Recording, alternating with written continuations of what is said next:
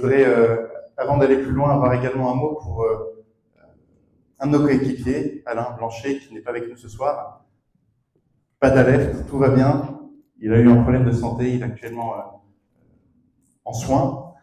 C'est un épisode qui nous a un petit peu ramené les pieds sur terre, qui est arrivé il y a une dizaine de jours, parce que certes, une campagne, c'est très prenant émotionnellement. On a tous envie de gagner, on y met beaucoup d'enjeux. Mais même si c'est très important, même si Saint-Palais est très important, même si notre campagne est importante, c'est bon de se dire aussi parfois qu'il y a des choses encore plus importantes, comme la santé. Et donc, Alain, si tu nous entends, on pense fort à toi. Ce soir, c'est notre troisième réunion publique. Troisième réunion publique après celle qu'on a organisée au mois d'août dernier et après celle qu'on a organisée, bonjour Brigitte, le 6 février à la salle des fêtes pour présenter notre programme. Donc, d'ailleurs, la vidéo de cette réunion du 6 février dans laquelle on présente notre programme, pour celles et ceux qui ont un accès à Internet, est sur YouTube. Et vous pouvez trouver le lien sur la profession de foi qui vous a été envoyée dans vos boîtes aux lettres. Donc, je vais évidemment rappeler le programme ce soir, mais on va surtout essayer de ne pas faire exactement la même réunion publique et d'avoir une réunion publique placée sous le signe du dialogue. On va être ensemble alors. Il est 18h40, on va se donner, allez, 1h15, 1h20 maximum en essayant de ne pas trop déborder. C'est un timing qu'on avait réussi à tenir la dernière fois. Je vais essayer de m'astreindre à être moi-même assez synthétique. Et pour tenir ce timing, originalité de cette réunion publique, puisque notre programme, vous le connaissez déjà pour la plupart, je vais le rappeler succinctement, mais la plupart d'entre nous l'avons lu, on va aller le plus vite possible aux questions. On va ouvrir le micro aux questions pour que chacune et chacun puisse s'exprimer, parce que la valeur ajoutée d'être ensemble, c'est que chacun puisse poser ses questions. Le déroulé concret de cette réunion va être le suivant. D'abord, alors, je ne les ai pas encore cités, mais j'ai une équipe absolument formidable avec moi, qui va se présenter, voilà, je suis ravi d'emmener dans ces élections municipales, que je serai ravi de conduire pour les 6 prochaines années pour vous servir. Ensuite, je vais vous rappeler mon programme. Alors, je vais prendre l'engagement devant vous pour être sûr de tenir le timing. 5 minutes maximum. Donc si je dépasse, vous avez le droit de lever le doigt. Comme ça, je n'ai pas le droit à l'erreur.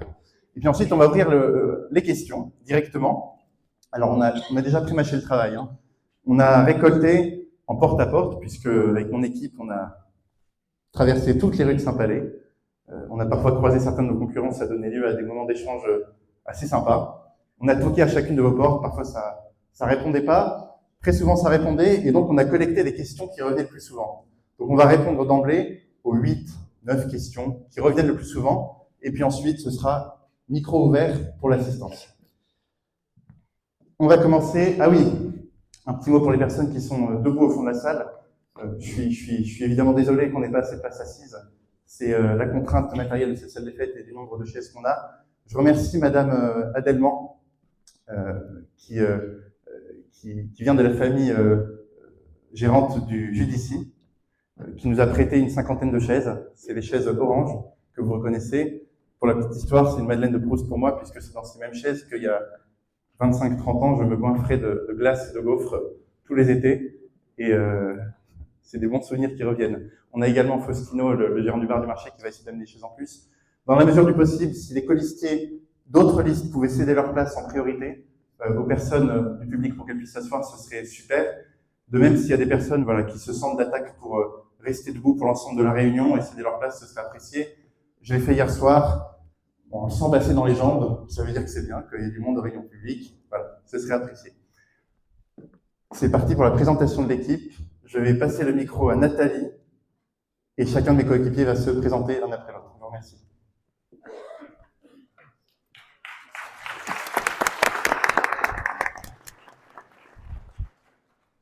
Bonsoir Nathalie Edouard, 47 ans, je suis chargée de mission en qualité, hygiène, sécurité, environnement.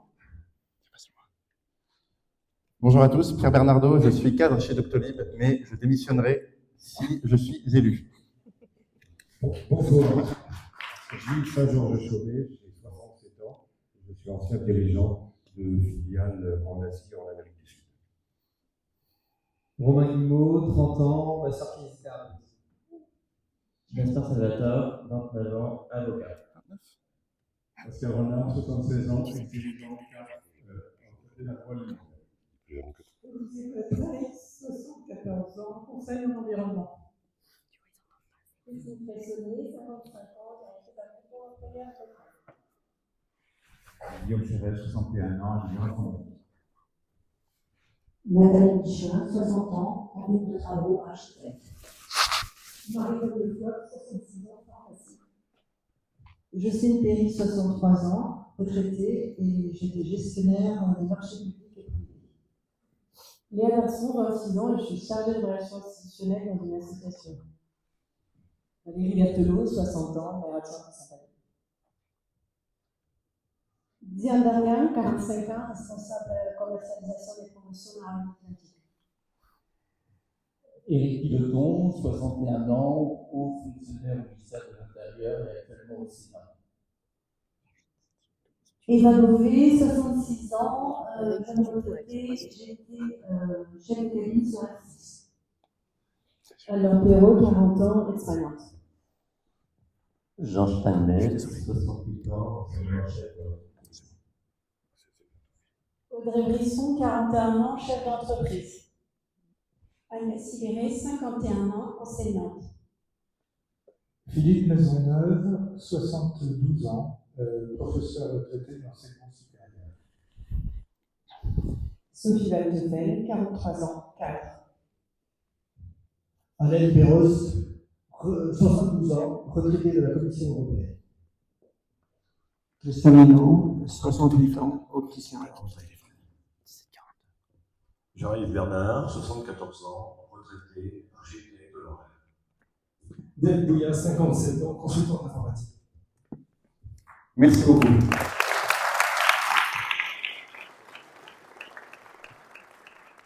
Une sacrée équipe, moyenne d'âge 56 ans. Il y en a qui la tirent vers le haut, d'autres vers le bas. J'en fais partie. L'important, c'est qu'on ait une équipe de toutes les générations, à l'image de Saint-Palais, à l'image de notre société, de tous les métiers, de tous les quartiers, de tous les âges. C'est important aussi d'être à l'image de la ville qu'on veut représenter. Bon, c'est parti pour mes 5 minutes pour rappeler le programme. Ne soyez pas trop sévères quand même si je dépasse un petit peu parce que c'est important. Mais je vais essayer d'aller le plus vite possible. Bon, notre programme, si je devais résumer en une phrase, c'est d'abord c'est un programme citoyen qu'on a coécrit avec 300 Saint-Palésiens, qu'on a sondé pour savoir leurs attentes, leurs propositions pour l'avenir de la commune. Et donc c'est un programme assez riche, dont on vous a distribué une version assez synthétique de 6 pages, dont 3 portant sur les mesures de fond. Si vous ne l'avez pas reçu dans vos boîtes aux lettres, n'hésitez pas à venir en récupérer un à la fin de la réunion. J'en profite également pour dire qu'à la fin de cette réunion, je ne l'ai pas dit tout à l'heure, on aura un petit moment convivial auquel chacune et chacun, y compris nos concurrents, seront bienvenus s'ils souhaitent trinquer à la fin de cette campagne du premier tour. Et je demande à décompter ce petit aparté de mon parole. Quand même. Donc, notre programme, s'il fallait le résumer en une phrase, ce serait la suivante. On souhaite avec mon équipe que d'ici la fin du prochain mandat, Saint-Palais 2032, peut-être 33 d'ailleurs, le mandat risque d'être prolongé, on souhaite que Saint-Palais soit une commune qui vive 12 mois sur 12 en proposant à ses habitants, en tendant vers une des meilleures qualités de vie de la région et en s'assurant, en faisant en sorte que les habitants aient une relation avec leur mairie qui soit pleinement satisfaisante. Une commune qui vit 12 mois sur 12 avec une excellente qualité de vie et une bonne relation citoyen-mairie. C'est un programme assez ambitieux, c'est une vision politique qu'on assume et qui guidera chacun de nos choix. Alors, je ne peux pas revenir sur chacune des mesures de notre programme, peut-être celle la plus emblématique, en tout cas celle qui vraiment nous motive le plus, c'est de faire vivre Saint-Palais 12 mois sur 12. Pourquoi? Parce qu'aujourd'hui, on a une commune, comme beaucoup de communes du pays royannais, du littoral, qui vit plutôt 8 mois sur 12. Ça dépend des années, mais... Et le souci, qui à mon sens justifie qu'on aille vers une commune qui vit toute l'année, c'est que ce rythme de 8 mois sur 12 qu'on connaît aujourd'hui, il est à notre sens une des causes d'une perte d'habitants de Saint-Palais-sur-Mer. C'est pas une dégringolade. On perd des habitants petit à petit, mais tant qu'il est encore temps, arrêtons ce processus, stabilisons la population. Pourquoi? Parce que moins d'habitants à terme, c'est moins de recettes pour la commune, moins de rentrées d'impôts locaux, donc moins de sous pour entretenir les rues, pour chauffer l'école, pour mener des politiques publiques. C'est moins de clients pour les commerçants, pour les artisans, pour les chefs d'entreprise. pour les restaurateurs, pour les hôtels. Et c'est aussi, alors ça vraiment, il faut absolument qu'on fasse tout pour l'éviter, c'est un risque de fermeture de classe. Et ça, je pense que pour une commune, c'est pas la guillotine, mais on n'est pas loin. Parce que le jour où une classe ferme, on risque d'avoir un exode de plusieurs familles. Et donc, toutes les premières conséquences que j'ai citées, qui sont amplifiées. Comment on fait pour lutter contre ça? La commune, elle ne peut pas décréter du jour au lendemain que, hop, on vit 12 mois sur 12, c'est une volonté politique forte à maintenir tout au long du mandat. L'important, c'est d'avoir les idées claires sur comment on veut le faire, de le dire, c'est ce qu'on a dit dans notre programme d'ailleurs, et d'actionner non pas un levier miracle, la panacée, la solution à tous les problèmes, mais plusieurs leviers en même temps. Je vais vous en citer quelques-uns. Le logement, qui n'a pas entendu que c'était difficile de se loger à Saint-Palais-sur-Mer. On a une population constituée à 70% de résidences secondaires. C'est très bien, c'est très bien. J'ai été résident secondaire pendant longtemps, mais c'est plus que le taux des communes qui arrivent à vivre toute l'année. Donc on veut réserver une part des nouveaux logements aux résidents principaux, comme la loi nous le permet maintenant, depuis peu, pour mécaniquement arriver à une population plus présente toute l'année, donc à une ville plus active toute l'année. Deuxième levier, l'événementiel. Je vais prendre un exemple qui est plus parlant que toutes les théories. Le trail Sable-et-Forêt Patrick Fougère, c'est une course qui est organisée au mois de décembre par le club d'athlétisme et qui fait venir en plein mois de décembre 1200 personnes à Saint-Palais-sur-Mer. C'est incroyable. C'est génial. Ça veut dire que des commerces qui d'habitude fermeraient en décembre se retrouvent à avoir une raison de rester ouverts en décembre. Et donc, restent ouverts un mois de plus. Si on arrive à aller chercher un mois de plus, 2 mois de plus, 3 mois de plus, le 12 mois sur 12, on l'aura. Mais il faut donner au commerce les raisons de rester ouverts. Troisième levier, la vie familiale. Beaucoup de familles, une fois arrivé l'âge d'avoir des enfants, se retrouvent face à des difficultés pour faire garder leurs enfants, surtout quand ils sont en bas âge. Quand ils sont un peu plus âgés, ça va. Mais les premières années, c'est difficile. Ce qu'on souhaite, nous, c'est se concerter avec les assistantes maternelles de la commune pour arriver à créer une offre de garde pour les enfants, que ça prenne la forme une maison d'assistante maternelle, c'est ce qu'on a cité dans notre programme, mais on n'est évidemment pas à côté là-dessus. L'idée, c'est de bosser ensemble pour trouver une solution qui fonctionne. Je suis bientôt à 5, non? Bon. J'accélère un petit peu. Autre point important pour que la commune vive toute l'année, le soutien aux acteurs économiques. Et notre projet phare est à l'image de notre état d'esprit à ce sujet.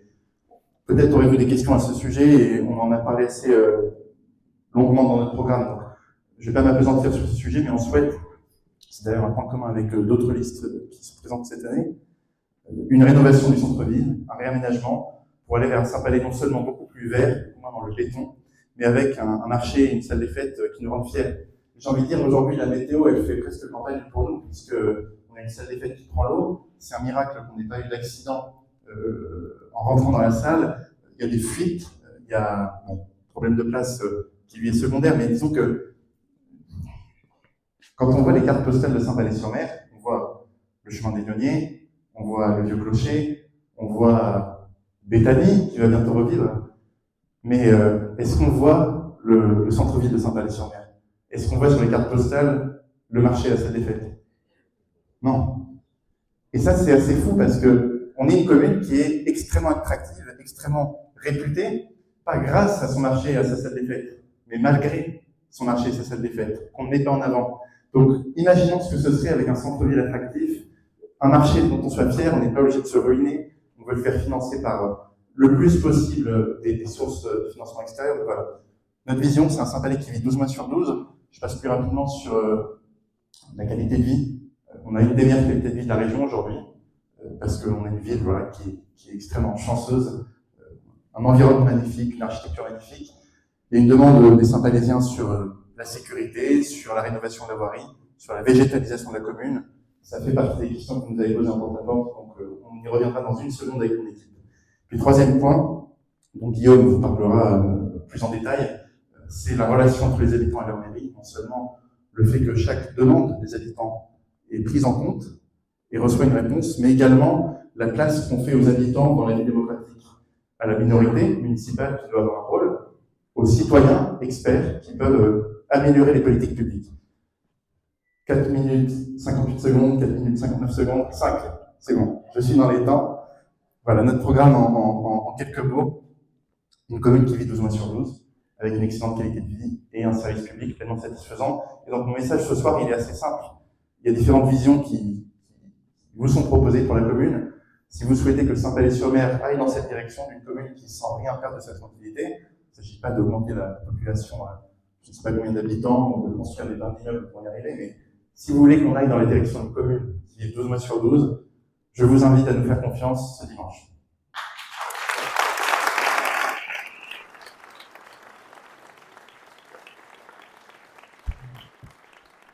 Merci beaucoup. Alors, il y a une image que j'aime bien reprendre, et mes coéquipiers n'en peuvent plus parce que je la tartine à toutes les sauces. Pour moi, une équipe municipale, c'est comme une équipe de rugby. C'est un sport que j'ai beaucoup pratiqué. Dans une équipe de rugby, il y a un capitaine, mais il n'y a pas que le capitaine. Le capitaine, il se doit d'être exemplaire, de plaquer autant que les autres, de mettre la tête là où certains ne mettraient pas les pieds, de se défoncer, mais surtout, il a toute une équipe de qualité autour de lui. Et donc ce soir, j'aimerais mettre à l'honneur cette équipe que je suis extrêmement fier d'emmener. Donc, chacun d'eux ne pourra pas intervenir malheureusement, mais certains d'entre eux vont me rejoindre pour répondre aux 7-8 questions qui sont le plus revenues dans ce porte-à-porte. Et j'espère qu'au terme de cet exposé, vous serez aussi convaincus que moi que c'est une équipe, alors vous allez le voir, bon, extrêmement sympathique, extrêmement chaleureuse, extrêmement enthousiaste, mais aussi extrêmement compétente, experte et amoureuse de Saint-Palais. Donc on va commencer tout de suite avec les deux premières questions qui sont le plus revenues. C'est les finances et l'environnement. Je vais appeler Jean Steinmetz à me rejoindre. Alors Jean, bienvenue.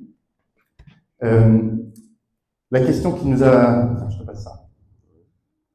La question qui nous est peut-être le plus revenue en porte-à-porte, c'est la question financière. Bon, comment est-ce que vous allez financer votre programme? Surtout la douloureuse, est-ce que vous allez augmenter les impôts? Notre objectif pour la prochaine mandature, c'est ce qu'on fixe à l'équipe, c'est d'avoir un programme sobre. On a un programme, on a fait des choix, hein, on a décidé de ne pas faire certains projets parce qu'on pense que la commune peut supporter un grand projet sur la mandature, pas plusieurs. Mais notre programme, il investit dans la commune, tout en s'astreignant à être responsable dans la gestion des dépenses.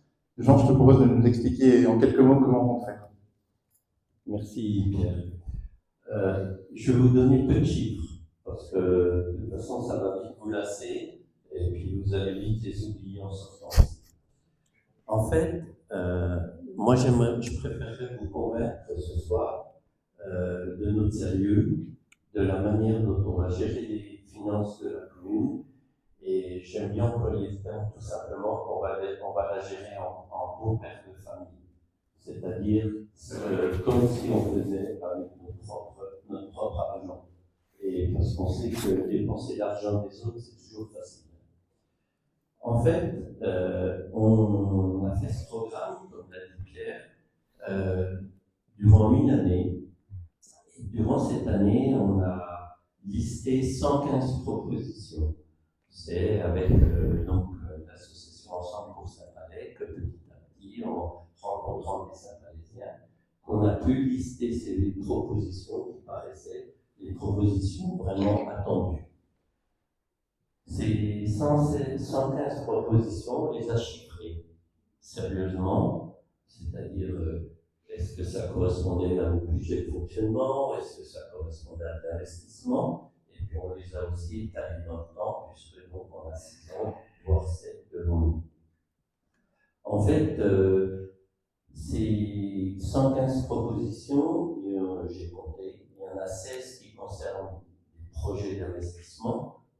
L'investissement, c'est structurant parce que bien souvent, on parle pour les 50 prochaines années à venir, en tous les cas au moins pour les 30 prochaines. Et puis, il y en a 99 qui concernent des dépenses de fonctionnement. D'ailleurs, je peux vous dire qu'il y en a un certain nombre qui ne coûtent rien. Donc, c'était zéro. Elles coûtent juste de l'énergie et de la volonté de les mettre en place. C'est juste deux chiffres. C'est 16 mesures qui concernaient l'investissement. C'est environ 20 millions d'euros. Vous allez dire, wow, 20 millions d'euros, ça c'est quelque chose, c'est quand même énorme. En fait, la commune aujourd'hui investit en moyenne 5 millions d'euros par an. Donc, vous voyez qu'on n'est pas dans une dérive par rapport aux investissements. En revanche, les 99 autres, elles ne représentent que 200 000 euros, ce qui veut dire qu'on ne bouge pas le budget de fonctionnement. Alors, pour ces investissements, ces 20 millions, revenons-y, comment les financer? Ce qui nous intéresse, c'est de travailler sur 2 leviers. Le premier levier, ça va être d'être d'une rigueur presque maladive, en tous les cas, une rigueur totale sur les frais de fonctionnement. Aujourd'hui, pour financer l'investissement, ce qu'il faut, c'est dépenser le minimum et le mieux surtout, sans bien sûr baisser le service qu'on apporte aux Saint-Parisiens, mais baisser les frais de fonctionnement ou en tous les cas les maîtriser. Et pour le faire, c'est comme chez soi, hein, il n'y a pas de miracle, il faut prendre ligne par ligne et puis regarder les frais de fonctionnement. Il ne faut pas se dire je vais uniquement regarder les gros montants et les autres je ne m'en occupe pas. C'est exactement comme une fois, comme à la maison, c'est parce que vous regardez la valeur de votre forfait téléphone et si vous pouvez baisser 5 euros votre forfait, vous le faites. Et bien c'est pareil, il va falloir regarder les frais de fonctionnement à la ligne. Le deuxième levier qui est important, c'est renégocier tous les contrats. Bien souvent dans une mairie, et je l'ai vécu en tant qu'adjoint dans la mairie où j'étais, les contrats sont en place et puis ils sont mis dans un placard et on n'y pense plus des fois trop. Il va falloir renégocier le contrat. Donc voilà, aujourd'hui principalement la manière dont on financera les investissements, c'est les frais de fonctionnement qui créeront une enveloppe pour les financer et puis les contrats. Alors, Pierre a parlé du maintien des taux pour les taxes foncières, taxes d'habitation. Alors, moi je vais vous dire exactement le fond de notre pensée. On peut, la main sur le cœur, dire on n'augmentera pas les taux. Ça, on peut l'écrire aussi, pas qu'il sait s'écrire. Mais à notre avis, c'est pas respectueux. C'est pas être respectueux des habitants. Parce que, et c'est une fausse promesse. Pourquoi? Parce qu'on est dans un monde, je ne veux pas vous l'apprendre, extrêmement instable.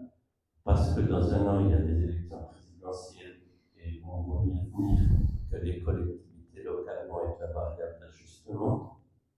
Donc, aujourd'hui, nous, ce qu'on peut promettre, c'est de tout faire pour ne pas le faire, pour ne pas augmenter les taux. Et ça, c'est une promesse que vous pourrez nous rappeler durant ces 6 années.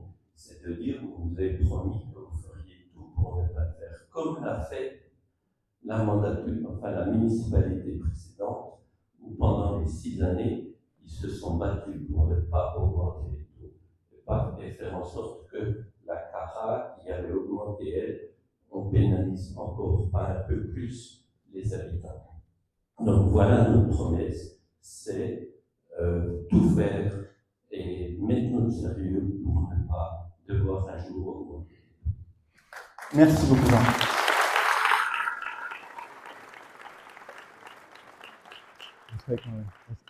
Merci beaucoup, Jean. Alors, on a vraiment essayé de vulgariser ce sujet ô combien complexe des finances.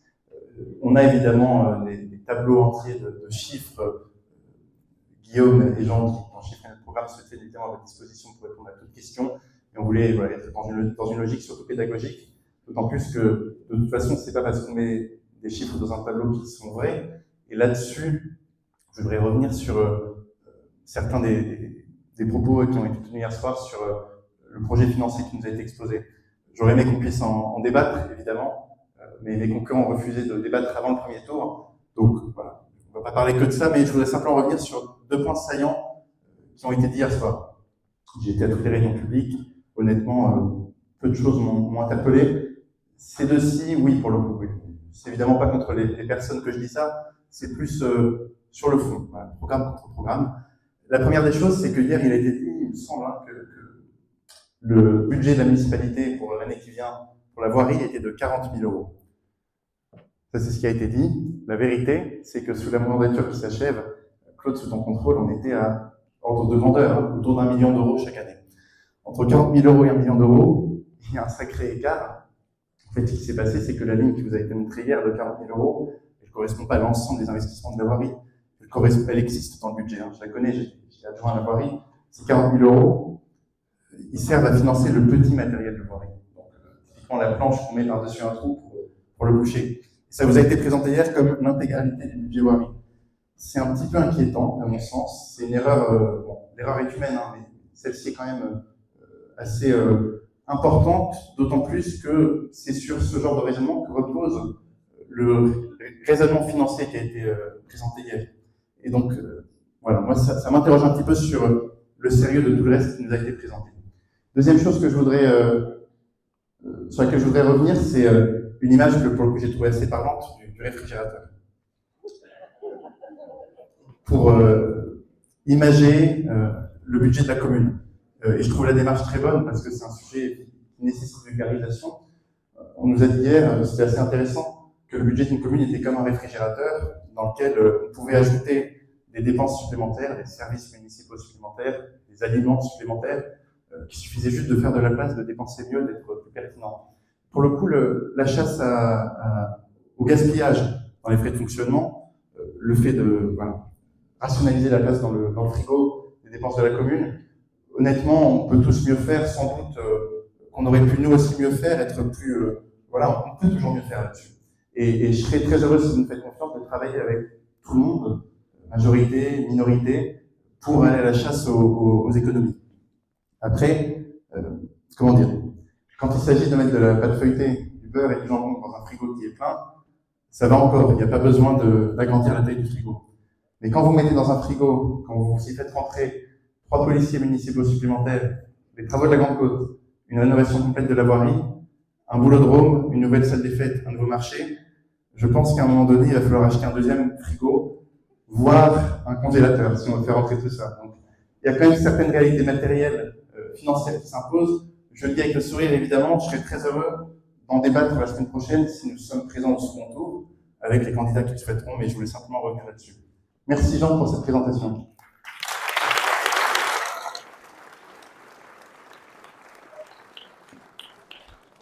On va passer à une deuxième de nos priorités, on va essayer d'accélérer un peu le rythme. L'environnement. Anne-Laure, je t'invite à nous rejoindre. Alors, beaucoup d'entre vous nous avez dit en porte-à-porte, on est tous d'accord, Saint-Palais c'est magnifique, côte magnifique, quartier magnifique, mais on a parfois le sentiment d'être un peu trop dans le béton, on aimerait bien être un petit peu plus dans la verdure. Et donc notre objectif pour le prochain mandat, c'est exactement celui-ci, c'est d'aller vers une commune beaucoup plus verte, beaucoup moins bétonnée, et mieux préparée à faire face au changement climatique dont on observe déjà les premiers effets. Anne-Laure, à toi de nous présenter les solutions qu'on envisage. Bonsoir tout le monde. Alors, comme le disait Pierre, l'environnement a été la préoccupation majeure citée par les 300 Saint-Palaisiens qui ont été sondés il y a un peu moins d'1 an maintenant. Donc, notre programme a été basé sur ça. Et je vais vous parler de 3 choses. La première, c'est le projet des filtres financés environnemental. La deuxième chose, c'est les mines d'arbres. Et la troisième, c'est la mobilité douce.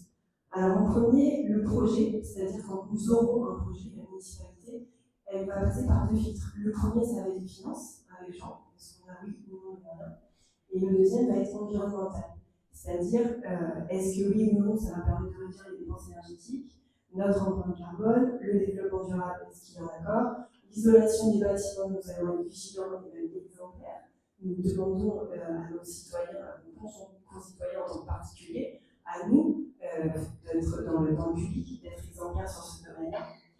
Nous allons également travailler avec les associations, peut-être que vous connaissez Saint-Palais Environnement, qui sera force de proposition lorsque nous aurons un projet.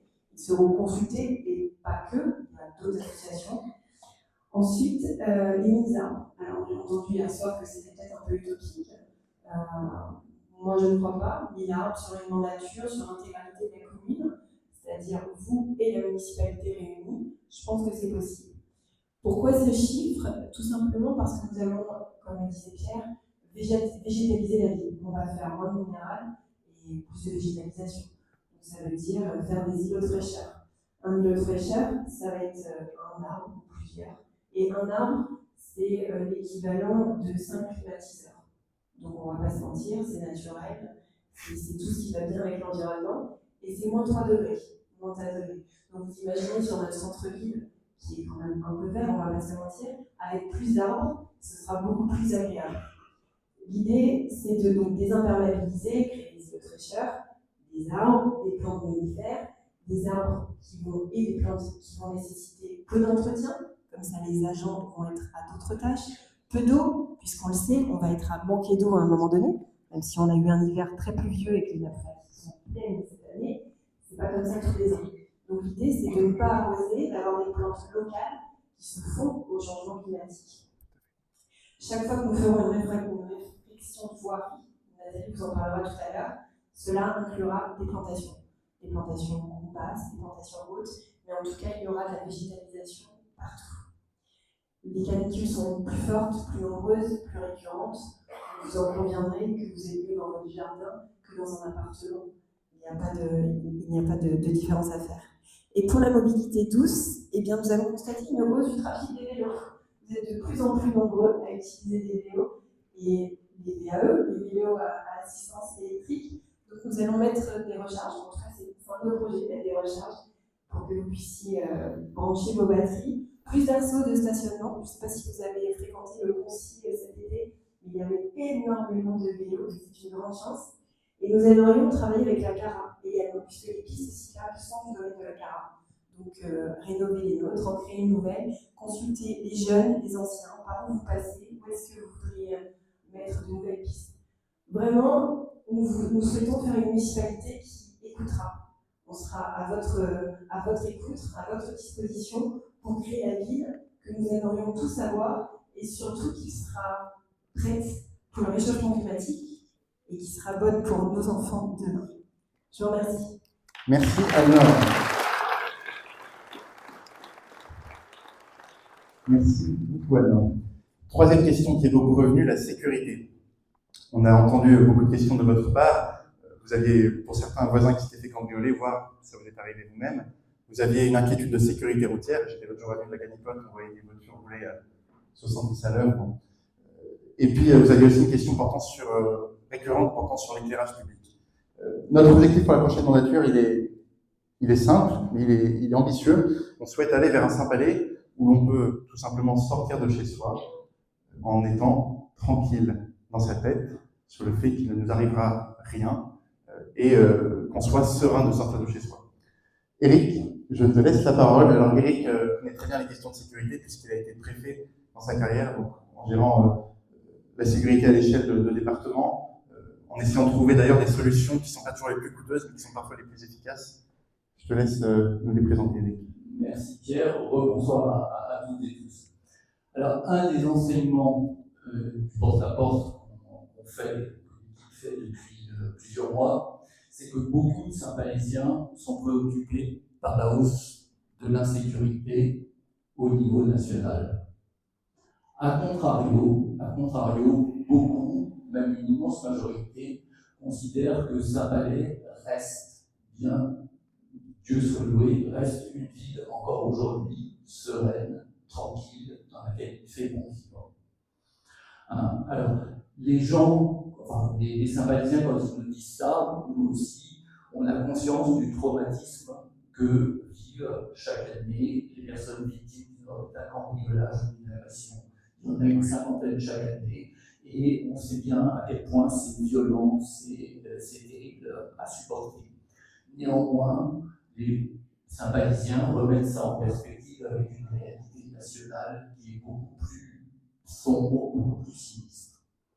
En revanche, beaucoup de Saint-Palaisiens nous ont spontanément dit à quel point ils étaient agacés, énervés, parce qu'ils considèrent être comme une augmentation de ce qu'on appelle aujourd'hui les incivilités.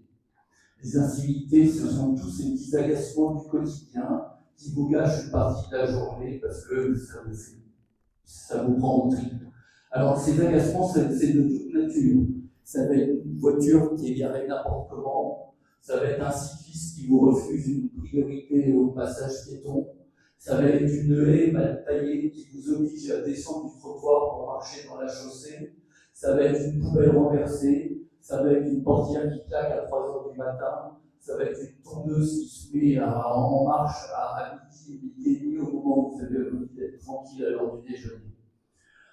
Bon, voilà. Donc le constat qu'on fait, c'est que les Saint-Paliciens, globalement, considèrent que leur cadre de vie, en termes d'insécurité, de délinquance, il reste très agréable ou agréable. Qu'en revanche, il y a cette préoccupation face à ces incivilités qui montent chez nous, comme elles montent d'ailleurs dans l'ensemble du pays. Alors, qu'est-ce que peut faire une commune, qu'est-ce que peut faire une municipalité face à un tel constat? Alors, je ne vais pas reprendre les points du programme, parce que vous l'avez lu, vous pouvez le lire d'ici dimanche, mais je vais insister sur 2 points qu'on a envie d'évoquer avec vous ce soir. Le premier, c'est renforcer la police municipale au moment où c'est utile. Au moment où c'est utile. Saint-Palais est une station touristique. À ce titre, la loi permet de procéder à des recrutements d'assistants temporaires de policiers municipaux. Nous, notre projet, c'est chaque année recruter 2 ou 3 assistants temporaires pendant 4 ou 5 mois. Évidemment, les mois où l'affluence dans la commune augmente, parce que mécaniquement, ça augmente les incivilités. Donc, en fait, quand la commune passe de 4 000 à 15 000, 20 000, 30 000, 35 000 habitants, c'est évidemment là où on a besoin de renforts pour la police municipale. Alors, cette police municipale et ce renfort, c'est pour faire quoi? C'est essentiellement, à nos yeux, pour des patrouilles pédestres. On a besoin de voir des équipes de policiers et d'assistants déambuler dans les rues du centre-ville, mais aussi des quartiers. Vous êtes nombreux à nous avoir dit qu'on veut les voir aussi dans les quartiers, les policiers municipaux. Et puis c'est pour faire quoi? C'est pour faire de la pédagogie, mais c'est aussi pour faire du rappel à la loi et, si besoin est, de verser, de verbaliser, de sanctionner. C'est toute la panoplie, le faire avec bienveillance, mais le faire aussi avec fermeté. On a le concept de tolérance zéro, on y viendra progressivement, on ne sera pas manichéen, mais en revanche, on veut aller vers cette efficacité et lutter contre ces petits agacements qui finalement altèrent votre plaisir de vivre à Saint-Palais.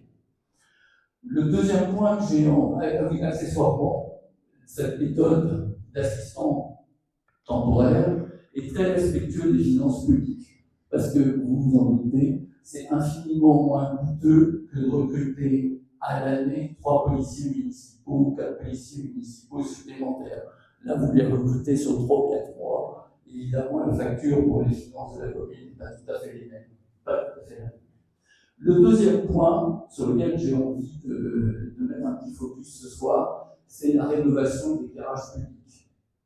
L'éclairage public de Saint-Palais est obsolète.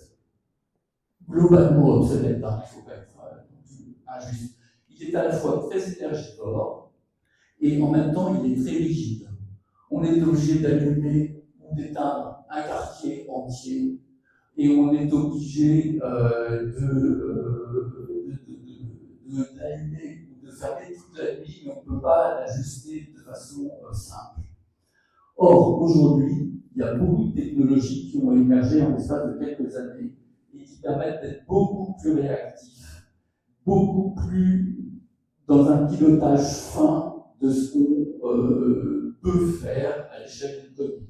Alors déjà, on peut mettre des ampoules LED, mais surtout, on peut avoir un système d'éclairage avec des détecteurs de présence, avec un lampadaire sur 2, avec à certaines périodes de l'année où la faune a besoin de nuit laissée éteinte, et puis quelques jours ou quelques semaines après, rallumée. On a besoin de pouvoir faire comme ça du pilotage assez fin, rue par rue, et non pas quartier par quartier. Et en fonction même, parfois, il y a des desiderata des gens qui, avec une application mobile, peuvent programmer leur sortie et allumer les lampadaires de leur cheminement vers un lieu distinct. L'éclairage public, c'est bien sûr un élément de confort. C'est celui qui va permettre d'éviter à vos enfants, à vos petits-enfants, de tomber sur une barrière à 2 h du matin en revenant du Grand Star ou de chez Bob, ou à 5 h du matin en revenant à vélo du Rancho. Donc c'est un élément de confort auquel je pense qu'ils seront sensibles. Mais c'est aussi un élément de sécurité. C'est un élément de sécurité pour au moins 3 raisons. Cette amélioration, c'est d'une part, on sait que les malfaisants n'aiment pas la lumière. Plus les rues sont intelligemment éclairées, plus ils auront envie d'aller voir ailleurs ce qui se passe. Le deuxième élément, au titre de la sécurité, c'est que ça va renforcer l'efficacité des caméras de vidéoprotection qu'on a inscrites dans notre programme. Et évidemment, pour qu'elles fonctionnent au mieux, il faut de la lumière. Donc, s'il y a de la lumière, nos caméras seront d'autant plus efficaces.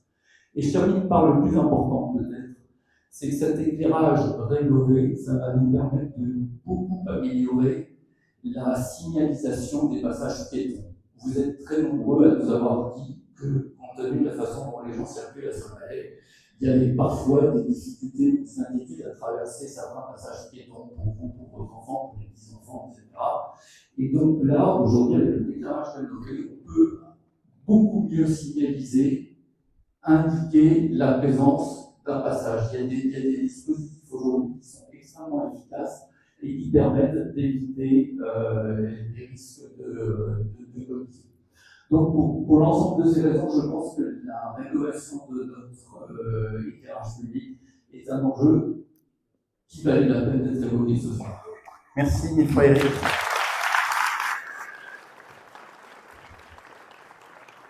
C'est un point important, la sécurité. C'est une préoccupation assez partagée dans toutes les listes. Ça fait aussi partie des sujets sur lesquels on sera heureux de travailler si on est élu avec la minorité. Et pour resituer tout ce qu'on est en train de vous dire dans un contexte plus large, des finances bien tenues, une ville plus verte, une ville sûre, tout ça dans le sens d'une ville qui peut vivre 12 mois sur 12, parce que des bonnes finances, c'est une commune qui peut agir pour être attractive. Un environnement accueillant, c'est une raison d'aller habiter à Saint-Palais ou de ne pas en partir. Une ville sûre, la même chose. On va enchaîner avec une 4e bonne raison qui peut permettre à Saint-Palais de vivre 12 mois sur 12 et qui peut surtout répondre à une demande forte de la part de beaucoup d'habitants, c'est d'avoir des voiries et des trottoirs en bon état. Je vais appeler Nathalie à me rejoindre. On y va sur le technique. Alors, ce que vous nous avez beaucoup dit, c'est que, la voirie, c'était une préoccupation omniprésente. Vous nous avez beaucoup dit, on sait bien qu'on ne peut pas tout refaire, on a une voirie extrêmement longue à Saint-Palais, on sait bien que ça coûterait une fortune de promettre de tout refaire sous une mandature. En revanche, ce qu'on veut, c'est 2 choses. Un, on veut savoir pour quand c'est ma rue, les travaux dans ma rue. Beaucoup de gens ont du mal à le savoir. Et puis 2, on aimerait bien ne pas avoir l'impression qu'il n'y en a que sur le centre-ville, que pour la grande route, que pour les grands axes. Nathalie, je te laisse expliquer en quelques mots ce qu'on propose à Saint-Palaisien pour aller dans ce sens-là. Merci Pierre. Bonsoir à toutes et bonsoir à tous. Saint-Palais est une ville où chacun, piéton, cycliste, automobiliste, doit pouvoir se déplacer facilement et paisiblement en toute sécurité.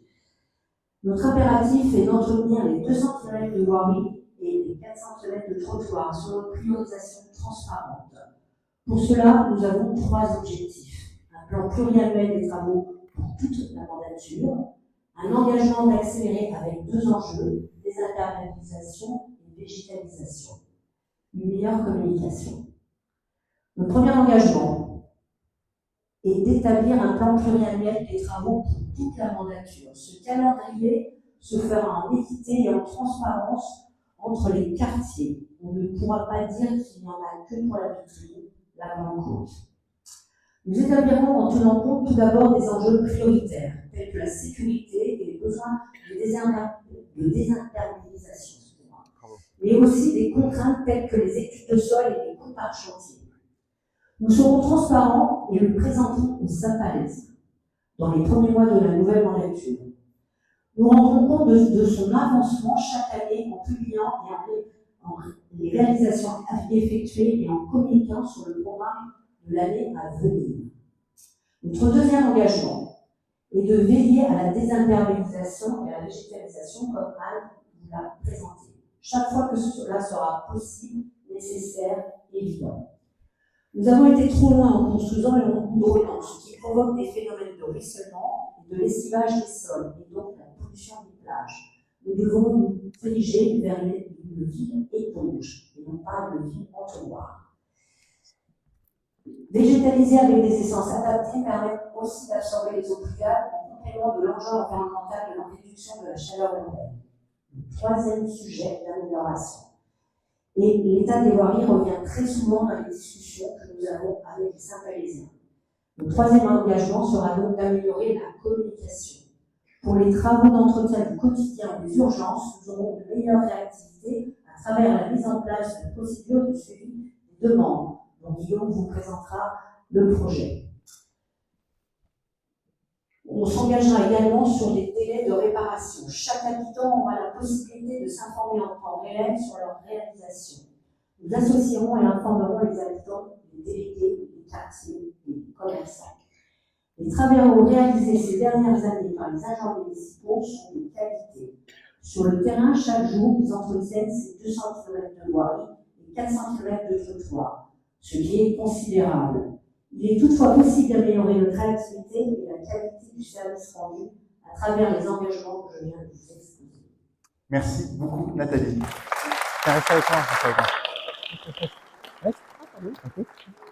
Et pour vous dire en quelques mots pourquoi Nathalie parle de ce sujet, puisque Nathalie connaît par cœur le sujet.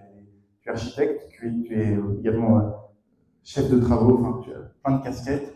Et je peux vous dire, Nathalie, elle est en réunion publique, là, elle est à l'aise, mais quand elle est avec les bonhommes sur les chantiers, elle est comme un poisson dans l'eau. Et elle sait trouver exactement ce qu'il nous faut, c'est-à-dire le juste équilibre entre exigence et bienveillance pour pousser les gars à faire de leur mieux. C'est un travail compliqué. Moi, j'étais adjoint aux travaux pendant quelques mois. J'ai adoré cette fonction. Je pense que tu seras bien meilleur que moi à ce poste.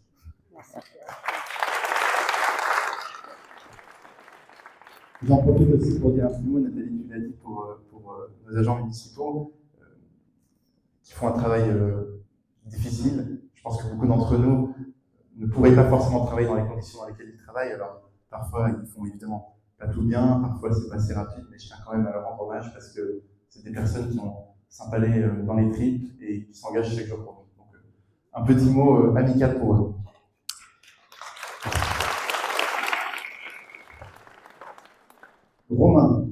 Romain, notre masseur kinésithérapeute, va nous parler de santé, puisque vous nous avez beaucoup parlé de santé avec une question qui revenait très souvent. Mais il est où mon dentiste? Mais il est où mon kiné? Ça, on l'a eu je ne sais pas combien de fois. Alors le kiné, il est là, le dentiste, s'il y en a un dans la salle qui se signale. En tout cas, bon, vous avez été nombreux à nous dire que le pôle santé, une des grandes réalisations de Claude Baudin, qui est présent ce soir, ça a considérablement amélioré la qualité de vie à Saint-Palais, quand même, il faut le dire. C'était pas la même chose avant, quand il fallait patienter je ne sais pas combien de temps. C'est quand même une offre de soins d'un tout autre niveau qu'on a maintenant. On peut quand même mieux faire. Notre objectif, c'est d'aller, toujours dans l'esprit d'être une commune attractive, 12 mois sur 12, vers une offre de soins plus complète. Romain, je te laisse nous expliquer comment faire. Alors, bonsoir à tous. Je vais vous répondre en 4 points. Le premier, ça va être de conforter les équipes de soins. Il faut savoir qu'il faut créer une offre de soins qui soit attirante pour les professionnels de santé pour qu'ils aient une action pérenne dans le temps. Parce que le problème sur l'agglomération de Royan, c'est qu'il y a beaucoup de turnover et de coquilles vides dans les différentes villes. Fort heureusement, sur Saint-Palais, nous avons développé à la dernière mandature le pôle Simone Veil qui fait sa cour. Nous avons une dizaine de professionnels de santé dedans, mais ce n'est pas suffisant et vous êtes d'accord avec ça. C'est pourquoi, sur mon mandat de 2024 à 2026, nous avons créé un deuxième pôle beaucoup plus petit au niveau de l'ancienne mairie, quartier de Courlay. Dedans, nous accueillons une psychologue. Il nous reste encore un deuxième local où nous avons actuellement une podologue et potentiellement une audioprothésiste qui serait intéressée par ce local. En deux, ça serait d'augmenter l'offre de soins. Mais nous sommes confrontés à un frein majeur, et je pense que vous êtes tous d'accord avec moi, c'est l'immobilier. Pourquoi? Premièrement, parce que la commune ne dispose plus du tout de foncier pour accueillir les professionnels de santé. Et parallèlement à ça, les professionnels de santé privilégient les communes limitrophes où le foncier est beaucoup moins onéreux. Alors, maintenant que j'ai dit ça, quelles vont être nos solutions? Premièrement, ça va être de réserver, quand c'est possible, un espace dédié sur une nouvelle construction pour une nouvelle activité de soins. C'est notamment le cas grâce à l'ancienne mandature qui ont réservé 500 mètres carrés au niveau de la résidence intergénérationnelle. En deux, ça va être de mutualiser les moyens et créer des synergies avec nos voisins, notamment Saint-Augustin et l'Eau. N'est-ce pas, Pierre? Le but du jeu, ça va être de créer une maison de santé pluriprofessionnelle, ce qu'on appelle une MSP multisite, ce qui va permettre d'attirer, c'est l'avenir de la santé, c'est ce qui va attirer les nouveaux professionnels de santé qui commencent leur activité. C'est vraiment cette collaboration entre les différents professionnels. C'est label MSP, ça permet beaucoup de choses, notamment d'obtenir des aides et des subventionnements, ce qui permet de payer une partie de leur charge, mais également de recruter une secrétaire. Toujours sur ce point, nous mettrons en place tous les moyens possibles et à notre disposition pour essayer de faire venir ces professionnels de santé. Alors, ça passe par aller dans les salons, les congrès, pourquoi pas toquer à la porte des universités, mais aussi publier dans les revues destinées. En troisième point, pour cette offre de soins, il faut créer des partenariats. Alors, en créer aussi, en développer des existants. Notamment, nous avons déjà des professionnels de santé sur la commune motivés, comme la pharmacie qui est motrice dans les projets de santé pour la commune. Mais aussi, comme je l'ai expliqué tout à l'heure, si nous avons une MSP, nous pourrons développer des nouveaux partenariats avec l'Agence régionale de santé, l'ARS, mais également avec la caisse primaire d'assurance maladie, la CPAM.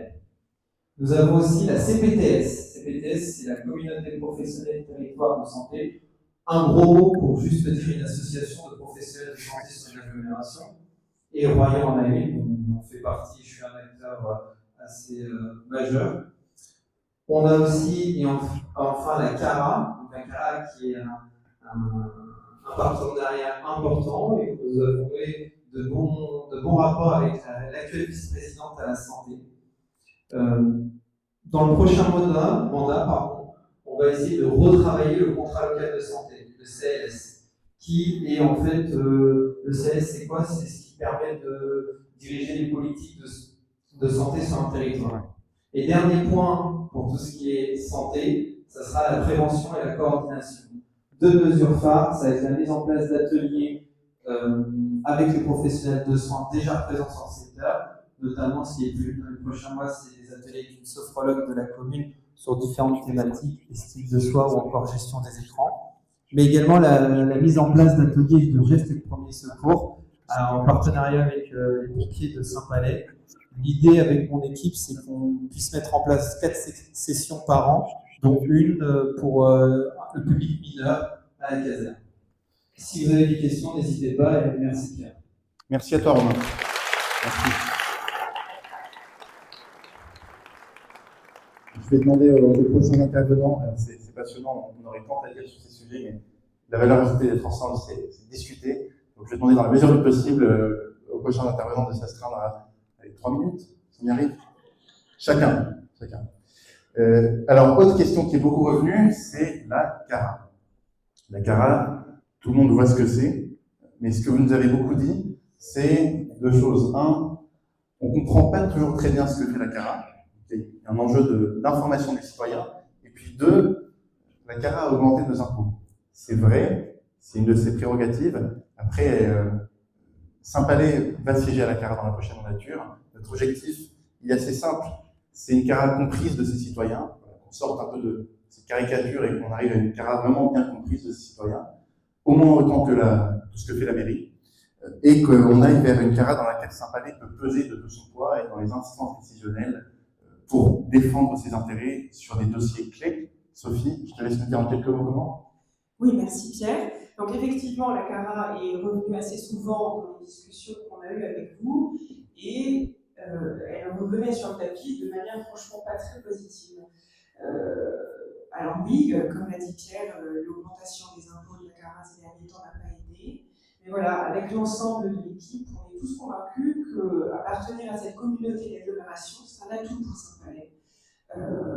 Comme l'a dit Pierre, on est conscient qu'il y a un effort de communication pour améliorer la compréhension sur le travail que mène la CARA, sur les domaines sur lesquels elle agit. Il y a des tas de domaines qui sont fondamentaux pour la commune, peut-être pas sexy comme les déchetteries ou l'assainissement, mais à nous de mieux expliquer ce que fait la CARA, à nous de mieux vous rendre compte du travail de la CARA, puisque vous êtes concernés.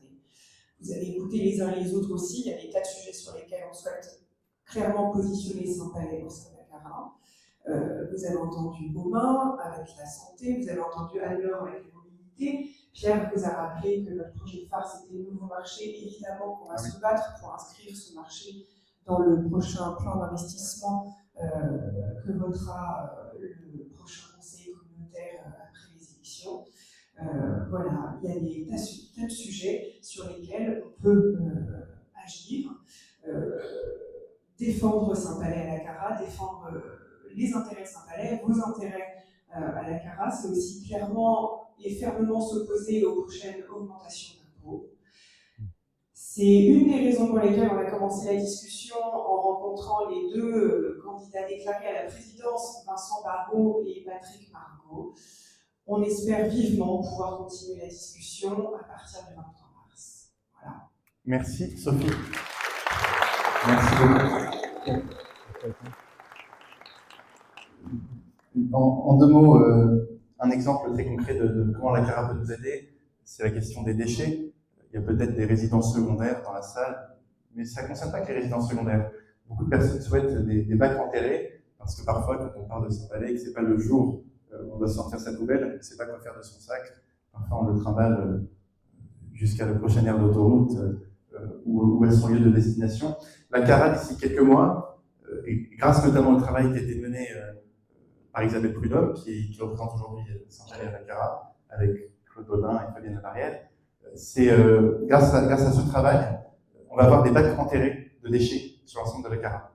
C'est formidable. Ça, en termes de service rendu aux citoyens, c'est top. Et je pense que rien que ça va faire passer la perception de la CARA dans le positif. Donc, deuxième chose, pourquoi Sophie? Pourquoi est-ce que... parce que dimanche, vous allez voter pour un conseil municipal, mais également pour des candidats au conseil communautaire. On sera deux, avec Sophie, à défendre Saint-Palais à la CARA. Pourquoi Sophie? Ça a été une évidence. C'est un peu comme Nathalie. Là, Sophie, très pro, maîtrise ses dossiers.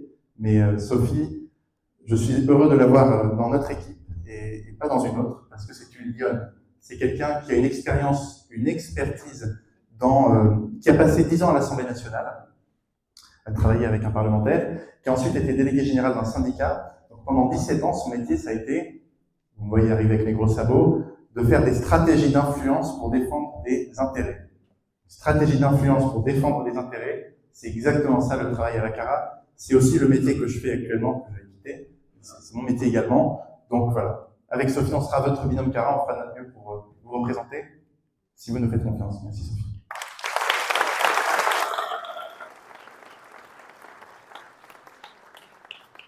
Deux derniers sujets, ensuite on va ouvrir le micro pour les questions. C'est la relation, on va commencer avec Guillaume, par la question de la relation entre la commune et ses citoyens. Vous avez été nombreux à nous dire deux choses. Un, je ne sais pas exactement pour quand ma demande sera traitée, alors que je l'ai envoyée à la mairie. Et puis deux, j'avais une bonne idée sur ce projet.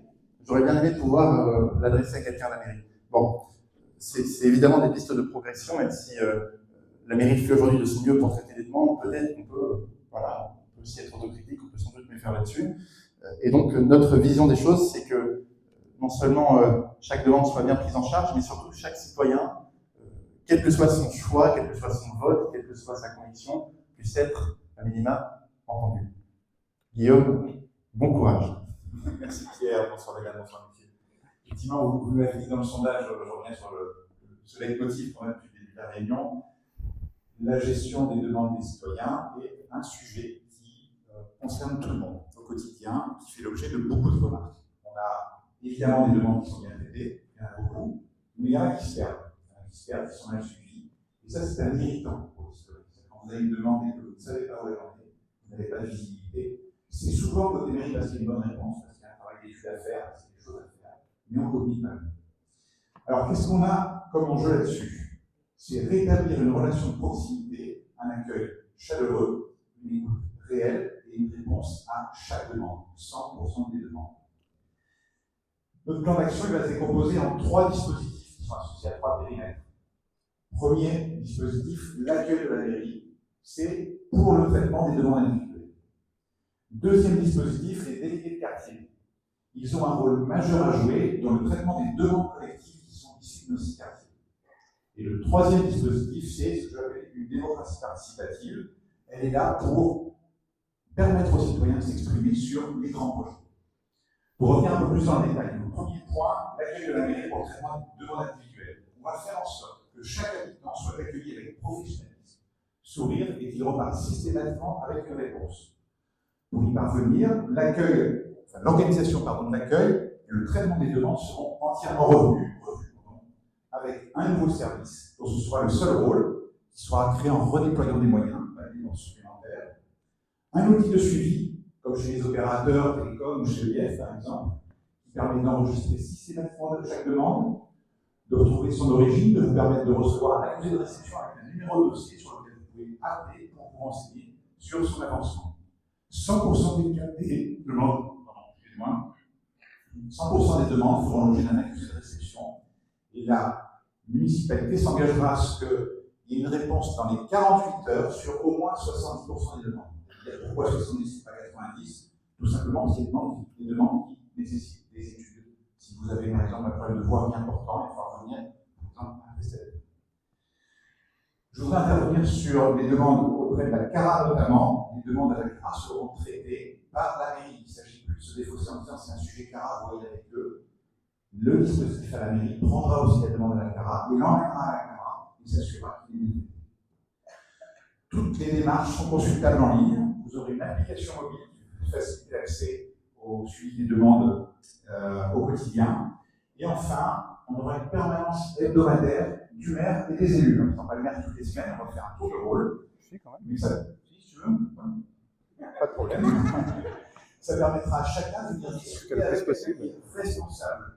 Vous aurez un interlocuteur qui sera capable de s'engager toutes les semaines.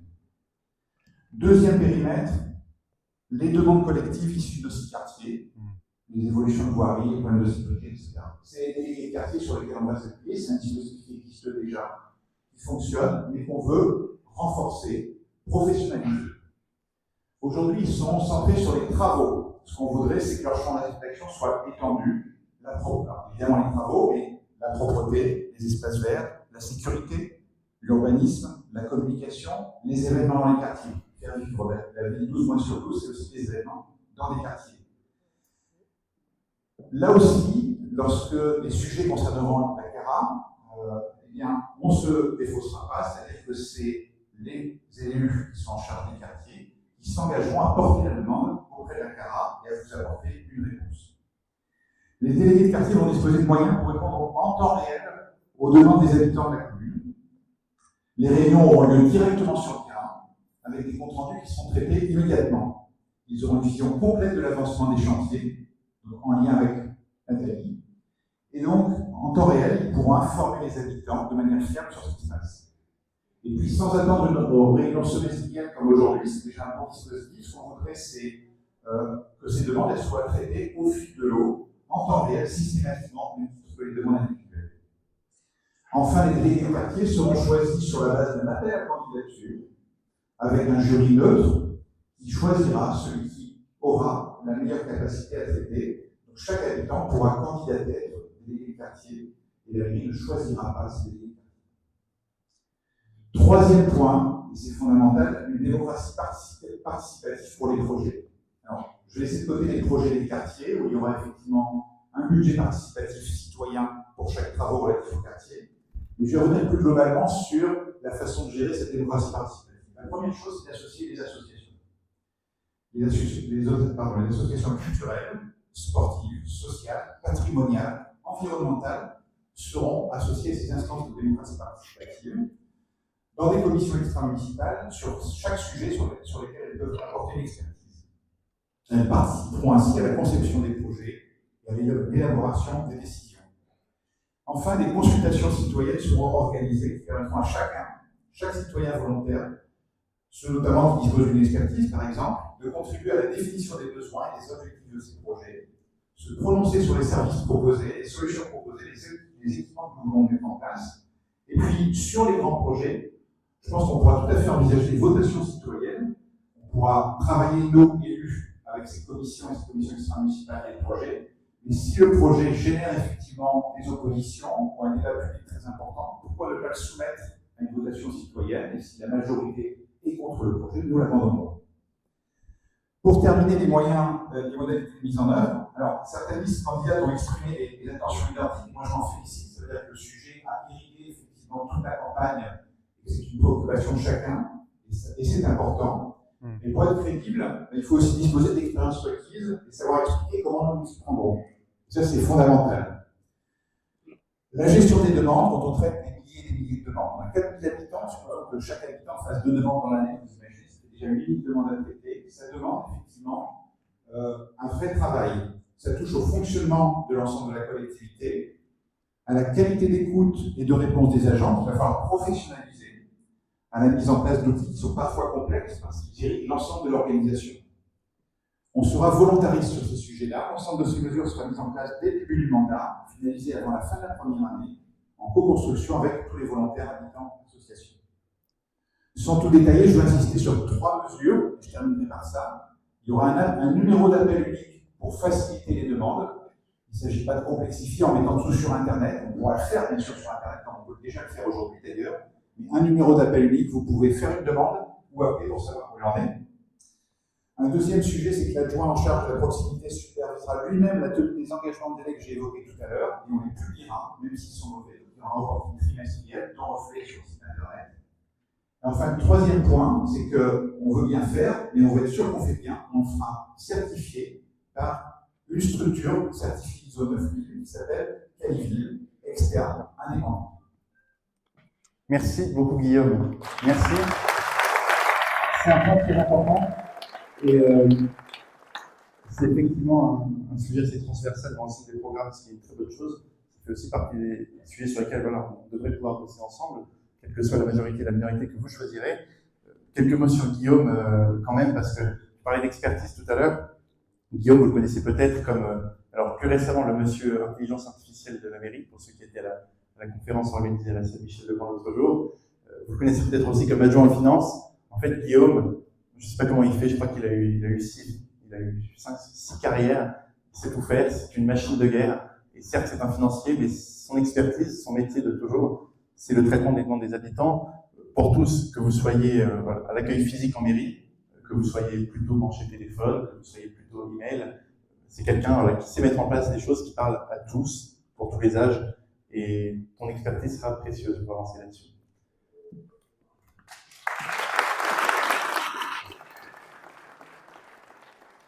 On arrive à la toute dernière question. Alors, une question que vous m'avez beaucoup posée en porte-à-porte, c'est « Mais vous êtes jeune !» Ou, si ce n'est pas une question, en tout cas, c'est une affirmation qui est juste. Est-ce que, je vais poser une question, est-ce que les grands-parents dans cette salle pourraient lever la main? Petit sondage à main levée. Personne qui ont des petits-enfants encore. Bon.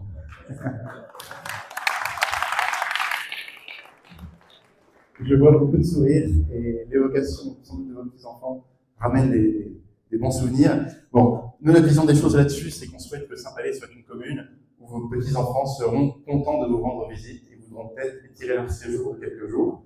Pas trop, parce que certains d'entre eux aussi, on peut dire que j'en n'en peux plus. Mais ça, on ne leur dit pas. Et plus largement, on a envie d'être une commune à l'écoute de ces jeunes. Parce que si on veut être une commune qui vit 12 mois sur 12, on doit développer une commune qui saura retenir ses habitants au moment où ils arriveront à l'âge adulte, sur le marché du travail, où ils devront se loger. Et ça implique quelques années avant de les avoir associés à nos réflexions. Comment on fait? Léa, à toi le micro. Bonsoir mesdames, bonsoir messieurs. Bonsoir le petit bloc, c'est plus confortable. Je vais t'aider. Merci. Tu peux broder. Et suis ravie de vous rencontrer pour ceux que je ne connais pas et bonsoir à tous ceux que je connais déjà. Alors moi, mon petit mot à la jeunesse ce soir, il va partir de la gouvernance. Gouverner une commune, ce n'est pas donner des ordres. Gouverner aujourd'hui, c'est avoir le courage de débattre afin de choisir ensemble, collectivement. Avoir le courage de débattre pendant les campagnes électorales, bien sûr, débattre avec l'opposition dans les conseils municipaux, mais aussi débattre avec les habitants chaque jour, par tous les moyens possibles, partout. Alors, si conseils de quartier, comités et échanges de terrain ont maintes fois démontré leur efficacité, moi, mon combat, aux côtés de Pierre Bernardo, c'est d'aller chercher celles et ceux qui font l'avenir de Saint-Palais et que je pense qu'on n'écoute pas assez, la jeunesse.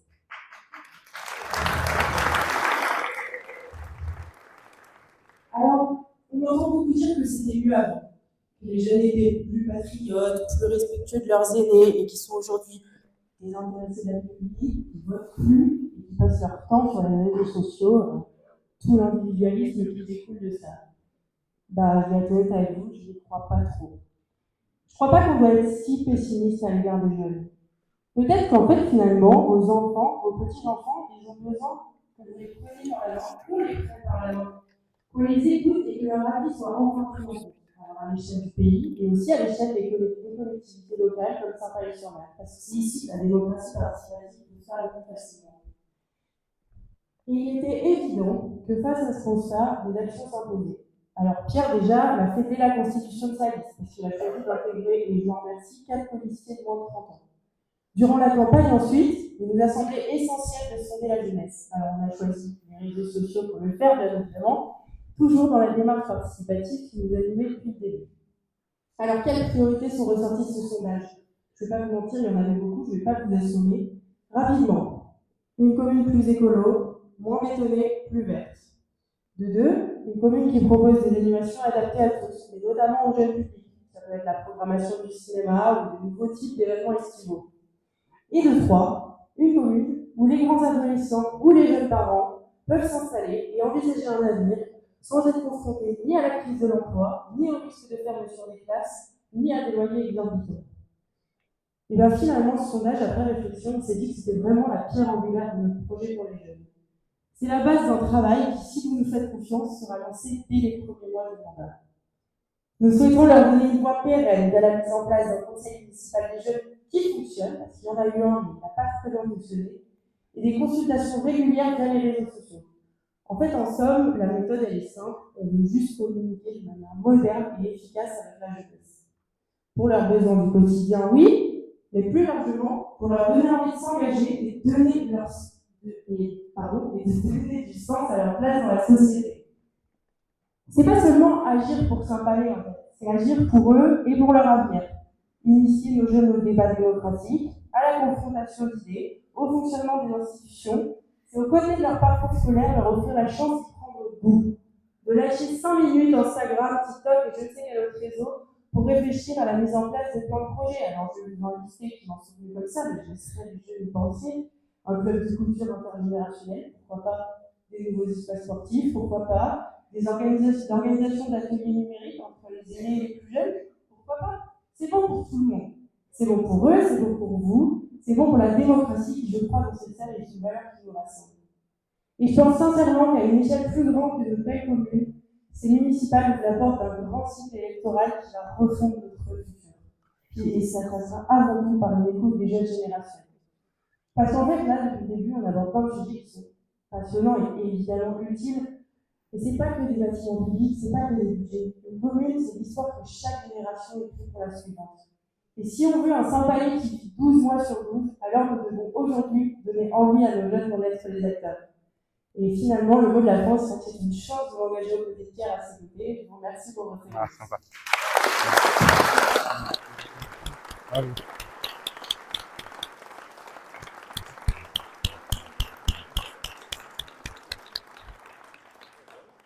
Je vois les parents de Léa Darsan, ils sont sacrément fiers, nous aussi. Merci Léa. Bon, on arrive bientôt au terme de cette réunion. Ça fait une grosse heure qu'on est ensemble. Félicitations à nous, on a réussi à tenir le timing. J'avoue que j'y croyais pas. Bon, on va bientôt pouvoir ouvrir le micro pour des questions. Avant ça, alors, petite surprise, les questions Joker.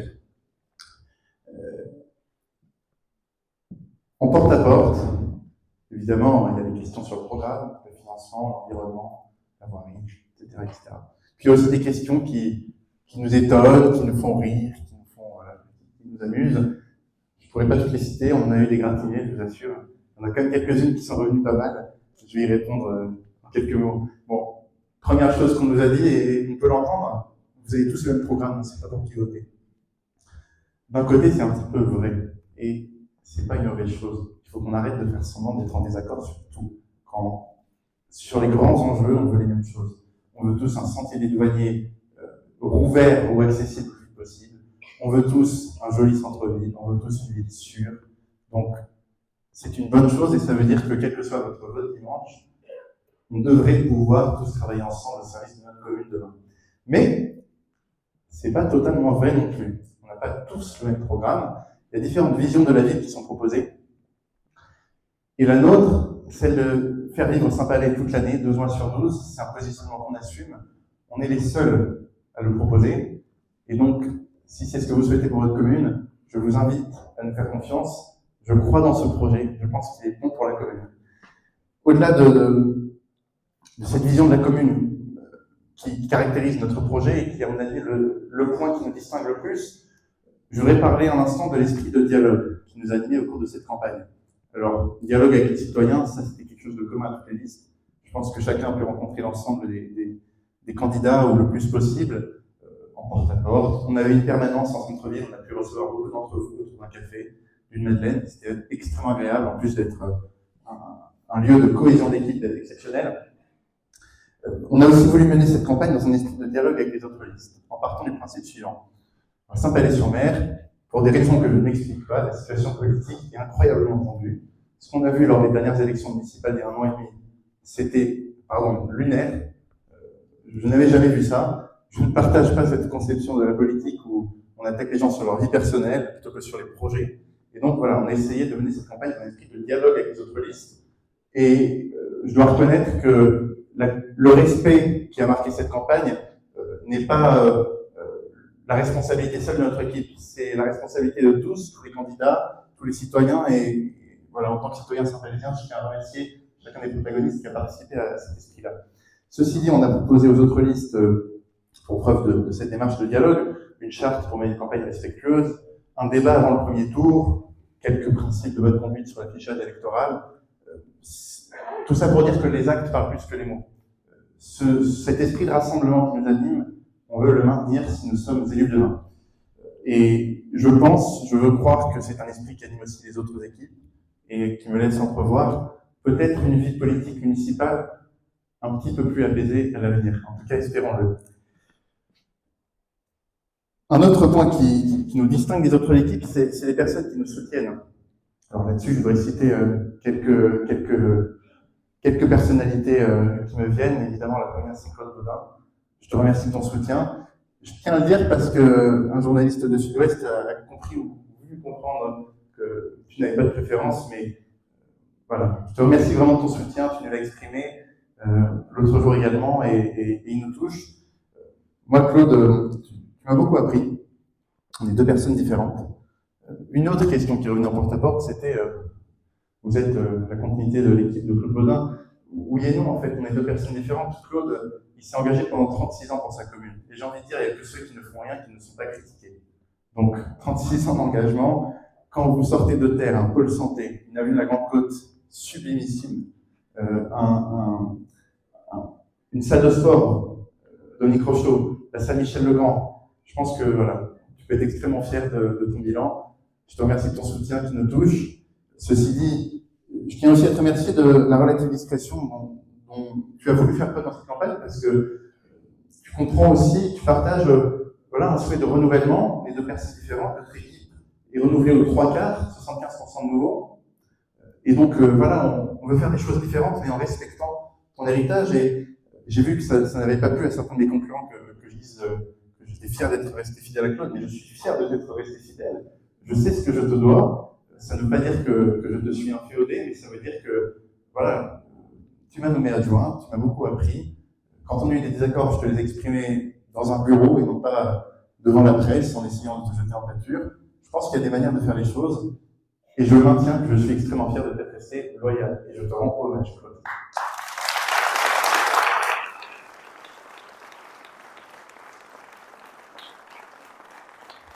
On va vite sur le sujet parce que notre maire, comme vous savez, est un émotif. Bon, on a reçu le soutien également de Henri Bunier, qui a été maire de Saint-Palais-sur-Mer de 1992 à 2001. Au moment où je suis né, je ne savais pas qui il était, forcément, je ne m'intéressais pas encore à la politique à 4 ans. Monsieur Bunier nous a apporté son soutien spontanément parce qu'il croit dans notre projet de faire vivre la commune 12 mois sur 12. Il nous a écrit une magnifique lettre que je vous invite à consulter sur nos réseaux sociaux. Et si ça vous intéresse, on peut vous la transmettre. Venez nous voir en fin de réunion. Je tiens à le remercier évidemment de son soutien. Il ne peut pas être là parce que c'est un monsieur d'un âge respectable, mais j'ai une pensée pour lui et je tiens à le remercier également pour ses conseils sur notre programme. Une personnalité avec qui je pourrais discuter pendant des heures et que j'étais très heureuse de rencontrer. Notre député Christophe Plassard nous soutient également, notre ancien président du département Dominique Bussereau, et alors, là encore j'ai vu que ça n'avait pas plu à certains des concurrents, Monsieur Barnier, Michel Barnier. J'ai envie de dire une chose simple là-dessus. Quelle que soit la manière dont on arrive à être soutenu par certaines personnes, tout soutien est bon à prendre, pas que pour nous, évidemment, on est ravis d'avoir le soutien de ces personnalités-là, mais, pardon, je vais dire une chose très simple, c'est l'intérêt de la commune de pouvoir compter sur les leviers institutionnels, parce que Saint-Palais-sur-Mer, 3800 habitants et quelques, bon, on est très chauvin, mais soyons réalistes, tout seul, on ne pèse pas grand-chose, il faut pouvoir aller trouver les leviers qui vont nous permettre de pousser des dossiers très complexes au niveau de l'État. Le chantier des douaniers, le nouveau marché, Sophie en parlait, le futur marché, Sophie en parlait tout à l'heure, tout un tas de projets, tout un tas de projets qui vont nécessiter à un moment donné d'aller porter ces dossiers au niveau de l'État, de compter sur nos parlementaires, de compter sur nos rôles institutionnels, tout est bon à prendre. Et je tiens à remercier toutes ces personnes pour leur soutien qui nous touche. Donc, nous n'avons pas tous le même programme, nous ne sommes pas toutes les mêmes équipes, chacun a un programme parfaitement respectable, il faut beaucoup travailler dessus, et je vais dire une deuxième chose très simple, quel que soit votre choix, la démocratie a toujours raison, et votre choix sera le bon.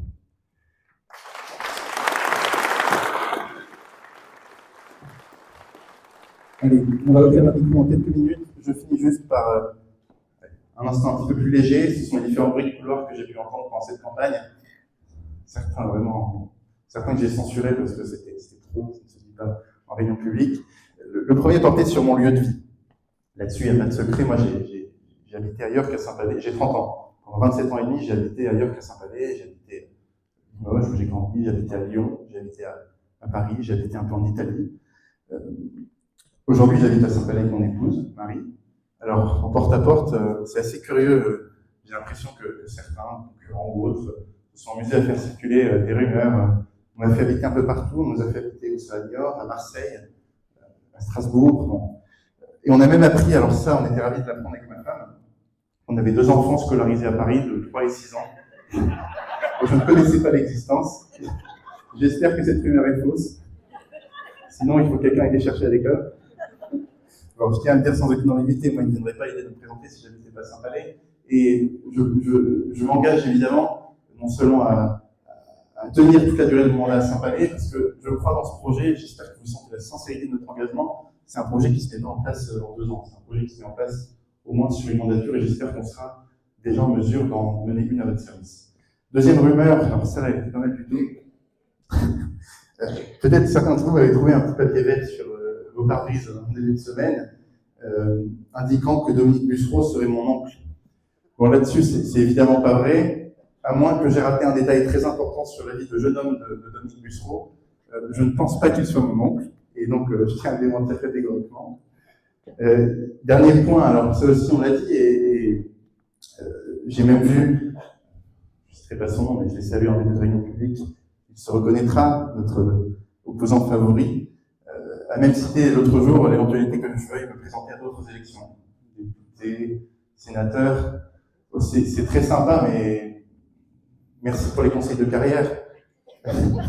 J'ai jamais dit ça à personne, je n'ai pas cette ambition. Mon ambition, le plus cher, c'est d'être votre mère avec cette équipe formidable, d'avoir des enfants, scolarisés à Lucien Robin et rien d'autre. Et comme j'ai dit à l'instant, notre projet, c'est un projet d'un mandat. On ne peut pas le mener en quelques années. L'idée, c'est pas de faire du saut de puce électoral, Ceci dit, tirons le fil jusqu'au bout. Je ne vais même pas parler de moi. Imaginons dans la salle, tiens, Léa Darson, qui nous a fait un super discours sur la jeunesse dans lequel elle croit. Imaginons un instant que dans 10, 15, 20 ans, Léa soit députée de Saint-Palais-sur-Mer. Et il faut jamais dire jamais. À quel moment c'est pas une chance pour Saint-Palais d'avoir un député qui vient de Saint-Palais? Enfin, bref. Donc, je tiens à démentir catégoriquement, c'est les bruits de couloir qu'on a entendus, ils nous ont amusés. C'est le jeu d'une campagne électorale, avec ce qu'elle comporte parfois d'humour. Voilà ce qu'on voulait vous dire. On va ouvrir le micro pour les questions. Je tiens à vous remercier de votre attention. On croit dans ce projet de faire vivre la commune de Joie-sur-Louge. Je pense que c'est possible à l'échelle d'un mandat. Je vous remercie de votre attention et je serai très heureux de répondre du mieux que je peux aux questions que vous nous poserez. Merci.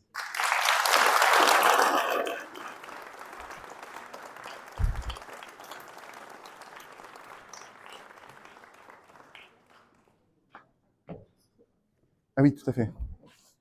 Alors, merci de vous signaler auprès de Valérie et Eva qui vont circuler dans la salle.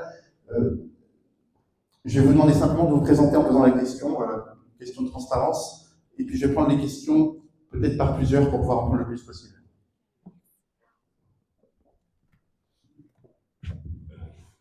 Est-ce que quelqu'un veut se lancer?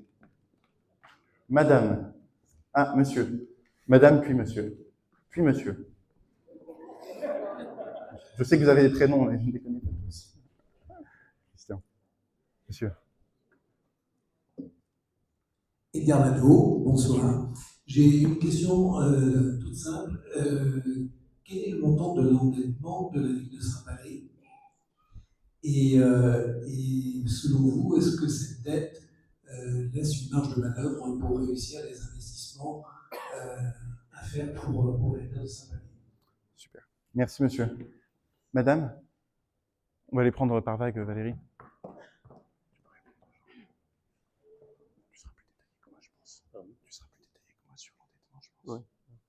Oui, Hélène Soubourg. Bonjour. Depuis 11 ans. Et je trouve que vous ne parlez pas beaucoup, et même pas du tout, de la salle des fêtes, qui est dans un état lamentable. On a pu voir qu'il pleuvait dedans. Et vous voulez faire vivre Saint-Palais toute l'année. Je ne pense pas que les événements en hiver, on pourra les faire dehors. Et vous parlez beaucoup du marché et pas du tout de la salle des fêtes. Et ça, c'est quand même, je pense, un manque essentiel dans notre programme. Ça marche, merci. Alors, Christian Berteuil, pour le coup que je connais. Non, c'est bon? Alors, merci madame pour votre question. Je vais y répondre en premier et puis monsieur Nadeau, Jean Steinmetz répondra à votre question sur l'endettement. La salle des fêtes, effectivement, notre programme est c'est pas à prendre ou à laisser, c'est quelque chose qui a évolué au cours du temps, qui n'est pas la même chose que ce qu'il était il y a un an. On l'a enrichi avec les idées des uns des autres.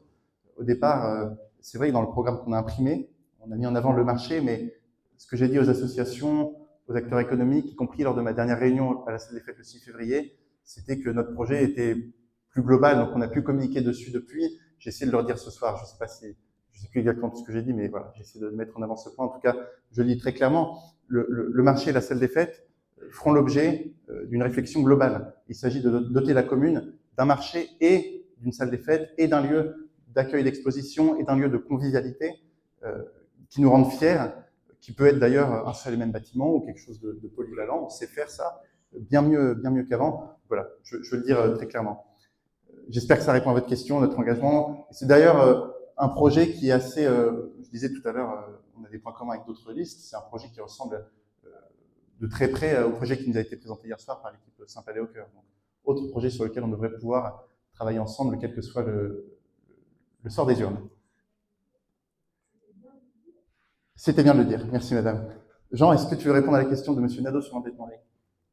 Alors, je compléterai peut-être. Mais... l'endettement à ce jour de la commune est de 5 600 000 €. L'endettement s'est accru en passé du fait de Franco, puisqu'il a financé les deux parties, la première qui n'a pas partie. Et on remboursera en 2026 600 000 €. Donc on verra s'il faut réemprunter en 2026, mais en tout cas, on va dire que fin 2026, l'endettement sera de 5 millions d'euros. Et si on veut rester dans un cadre, on va dire, normal, tel que la Cour des comptes l'accepte volontiers, on peut estimer qu'avec ce que j'appelais l'enveloppe, mais d'un point de vue technique, ça s'appelle la capacité d'autofinancement d'une commune, on peut estimer que jusqu'à 7,5 millions, voire 8 millions, la commune est tout à fait dans les clous en termes d'endettement. Mais en fait, je dis toujours que parler d'endettement, ce n'est pas un gros mot. Mais bien sûr, on entend tellement à la télévision aujourd'hui que la dette de l'État est catastrophique. Et c'est vrai, elle est catastrophique parce que l'État finance des frais de fonctionnement avec la dette. Quand on finance des investissements structurants, comme j'appelle ça, c'est vertueux plutôt. Donc, au fait, aujourd'hui, la commune n'est pas endettée, en tout cas pas du tout endettée de façon anormale. Merci Jean. Je vais juste ajouter un petit mot. Alors, Jean ne l'a pas dit tout à l'heure, mais il a été adjoint en finance dans une commune alsacienne, ce qui peut parfois s'entendre dans son accent. Excuse-moi, Jean. J'étais obligé. On a eu un Savoyard hier soir, nous on a notre franc-comtois. Sur l'endettement, notre vision des choses, c'est d'ailleurs pour ça qu'on a un projet assez sobre en fait. On a sorti de terre 2 grands projets sous le dernier mandat. Peut-être certains d'entre nous ont déjà acheté une maison, un appartement, on s'endette pour acheter, mais c'est pour s'enrichir à long terme.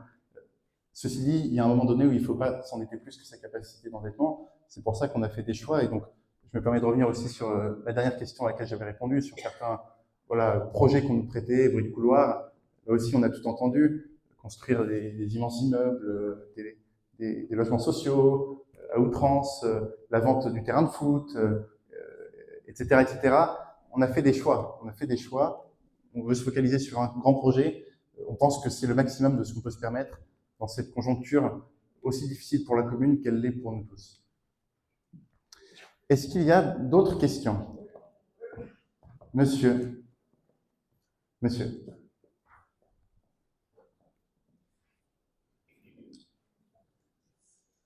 Bonsoir, je m'appelle Serge Bonin. Il y a un projet que je n'ai pas évoqué suffisamment dans la soirée, c'est celui qui concerne le problème des eaux de pluie, ruissellement, et peut-être parfois même des eaux usées.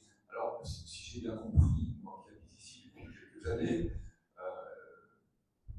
Saint-Palais, c'est surtout une ville touristique, en tout cas son économie fortement dépendante de cette réussite incontestable en touristique. Je ne comprends pas pourquoi vous, comme d'autres d'ailleurs, j'ai écouté les différents programmes, vous ne travaillez pas, vous ne prévoyez pas de travailler dur sur le fait qu'il est inacceptable d'avoir plusieurs jours dans la saison des accès limités, voire interdits à l'océan. Vous avez des gens qui traversent la France, qui viennent même de l'étranger, et qui restent parfois 5 jours d'affilée sans pouvoir mettre un pied dans l'eau parce que le drapeau est violet. Alors j'ai entendu comme réponse, ça m'a sidéré, que Vaux-sur-Mer bénéficiait d'un système d'évacuation différent de celui de Saint-Palais, et que par conséquent, parfois c'était tout cas chez eux et fermé chez nous. Mais le problème n'est pas là. Il y a une vraie dangerosité dans l'eau polluée. Que est un système plus complaisant. On n'a pas résolu le problème. Le danger existe toujours. Moi, je suis le premier à avoir été malade. J'ai chopé Escherichia coli. Je suis resté malade pendant 6 mois parce que je suis un nageur. Je nageais dans l'eau. À un certain moment, il n'avait plus dans la nuit. Et le matin, je nageais et je me suis retrouvé 6 mois, mais vraiment impacté. Donc, le danger, il existe vraiment. Ce n'est pas en changeant le système d'évaluation qu'on aura résolu le problème. Alors, que pensez-vous faire, s'il vous plaît? Est-ce que vous allez vraiment vous en occuper? Parce que ça me semble vraiment indispensable. J'ai entendu, pardon, j'en aurais fini, vous allez rajouter peut-être des mètres carrés de construction, donc contribuer encore à cet empêchement d'absorption des eaux de la pluie. À chaque fois qu'on construit un mètre carré de construction, on prévoit des parkings, on prévoit des voies d'accès, tout ça, ça se fait. Vous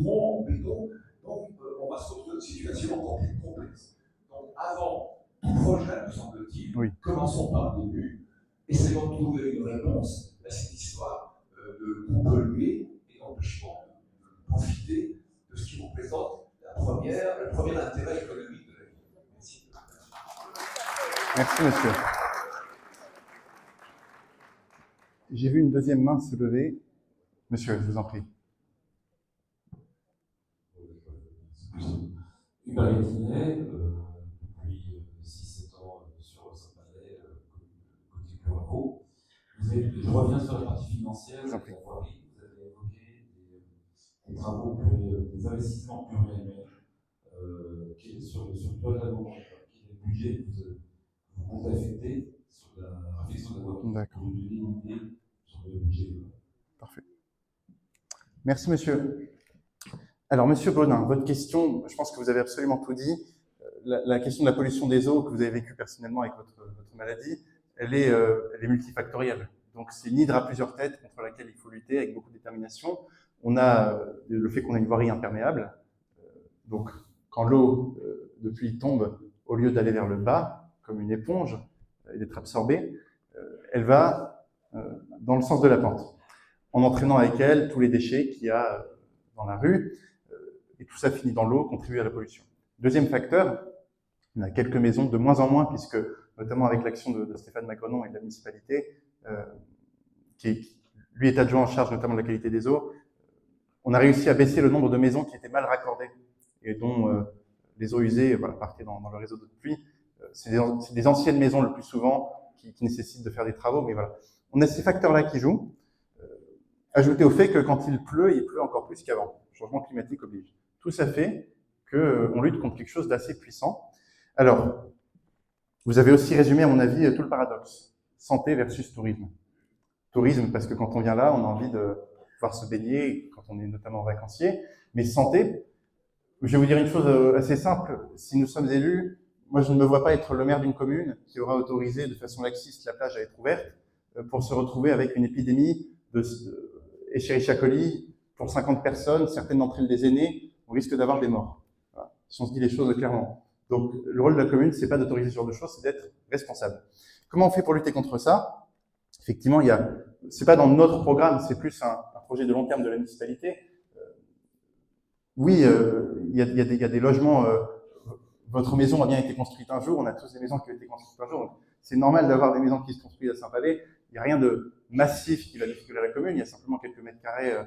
Il y a une quinzaine de ce qu'on appelle les OAP, les orientations d'aménagement programmées, qui concernent chacun des programmes immobiliers qui sont échelonnés dans le temps, parfois jusqu'à plusieurs dizaines d'années.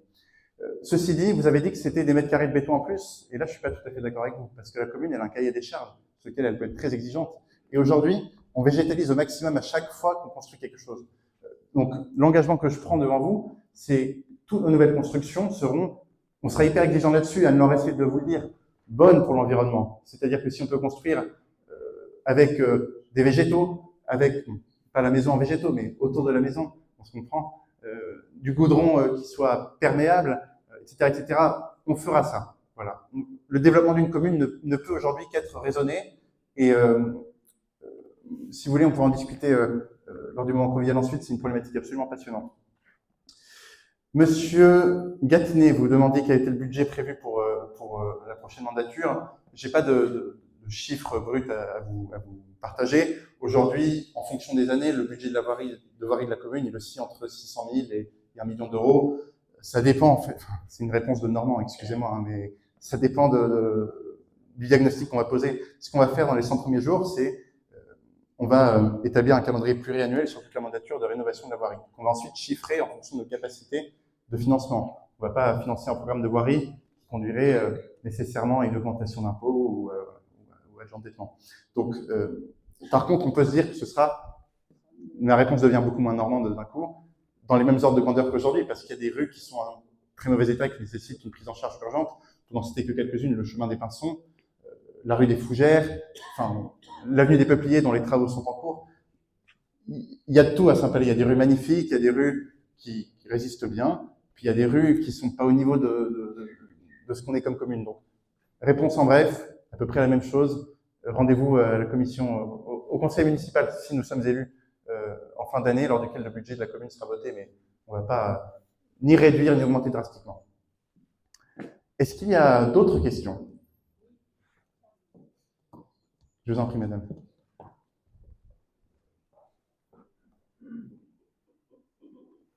Oui, je reviens. Est-ce que vous pouvez vous présenter, madame, s'il vous plaît? Pardon. Oui, Madame Chancerelle. Madame Chancerelle. Clara. Je reviens à la station d'épuration. Comment vous gérez? Est-ce que vous allez l'agrandir pour qu'il y ait beaucoup moins de problèmes pour l'eau, pour les gens, les estimants? C'est la station d'épuration, c'est pas les maisons, je ne sais quoi. C'est la station d'épuration, je pense. Merci, madame. Monsieur, vous aviez une question? Monsieur Béni, je vous en prie. Bonjour, monsieur. Pour le précisement du temple, pour l'instant, ça s'est réglé de temps en temps par les points, mais vu l'évolution et l'éventualité, il faut peut-être faire quelque chose. Le temple avenue Verdun, chemin du temple. Ok. Je suis pas sûr d'avoir compris votre question, monsieur. Que comptez-vous faire? Ah, dans l'avenue Verdun, le moment où il y a la chicane. Ah. Pour l'instant, il y a eu des coups de poing, Ok. la police nationale est venue, mais je pense que ça va aller. Au revoir, Fabienne. Ok, merci monsieur, c'est bien noté. Alors madame, votre question porte sur la station d'épuration. Bon, en quelques points très rapidement, on arrive à la fin de la réunion, on va pouvoir bientôt trinquer à la fin de cette campagne du premier tour. La station d'épuration, c'est un sujet qui suscite, je ne nie pas la réalité de votre question, mais c'est un sujet qui suscite beaucoup de fantasmes. C'est un lieu dans lequel beaucoup de Saint-Palésiens ne sont jamais allés, sur lequel il y a, là encore, des rumeurs qui circulent. Aujourd'hui, on a une station d'épuration. La question de l'évacuation des eaux, elle est gérée par la CARA. Donc, même si elle est proche de chez nous, c'est un sujet sur lequel on doit travailler de façon communautaire et sur lequel on s'engagera à fond avec Sophie. Ce que j'ai proposé aux amis de Saint-Palais-sur-Mer, et je vous le propose aussi ce soir, c'est le premier enjeu, c'est de comprendre ce qui se passe. Donc, on a fait une visite de la station d'épuration avec la mandature actuelle. Moi, je proposerais volontiers à tous les citoyens qui le souhaitent, qui sont passionnés par ce sujet, d'y aller tous ensemble, on va voir sur place ce qu'il en est, et puis on fait voilà, une restitution aux citoyens pour aller au-delà des idées reçues et comprendre ce qu'il en est. Et améliorer les problèmes s'il y en a. Monsieur, votre question porte sur l'avenue de Verdun. Alors, bon, pour ceux qui ne situeraient pas cet emplacement, dans l'avenue de Verdun, il y a un moment où il y a une chicane et donc un rétrécissement de chaussée avec, je crois que c'est quand on vient du bas, on est prioritaire et quand on... Non, c'est l'inverse, c'est ça. Bon. C'est pour ça que je me fais engueuler à chaque fois. Bon, c'est un lieu, surtout l'été, qui suscite des conflits d'usage. Alors, j'ai vu un délégué de quartier qui m'a amené une vidéo qui avait été filmée il y a quelques mois. C'est incroyable, c'est incroyable. On se croirait à Chicago. Bon, c'est les Français, hein, on est têtus, on est bornés, surtout derrière un volant. On voit une personne qui a cru que c'était à elle de passer parce qu'elle n'avait pas vu Jean-Pierre en face qui montait. Et puis Jean-Pierre qui monte, qui se dit mais non, c'est à moi de monter. Donc Jean-Pierre et Marcel se retrouvent face à face, sortent de la voiture, des mots s'échangent, il y a des coups qui partent. Jean-Pierre décide d'accélérer un coup pour intimider Marcel et lui roule sur les pieds et lui casse un genou au passage. J'exagère un petit peu, mais bon, ça nous fait sourire, mais c'est pas drôle du tout. C'est pas drôle du tout parce que un jour il y aura quelque chose de grave, quelqu'un qui regarde pas en face, qui va tout droit. Donc notre solution à votre question, et je suis désolé parce que je veux pas donner le sentiment de botter en touche, mais je pense que c'est dans la concertation qu'on trouve les bonnes solutions. On va pas décréter depuis notre bureau de la mairie ce qu'il faudrait faire.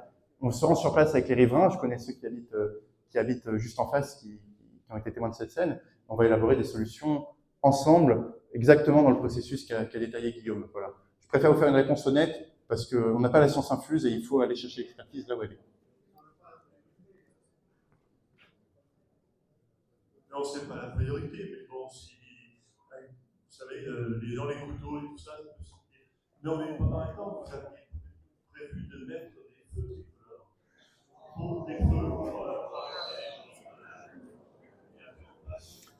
qui s'allument avec les gens. On arrête après ça?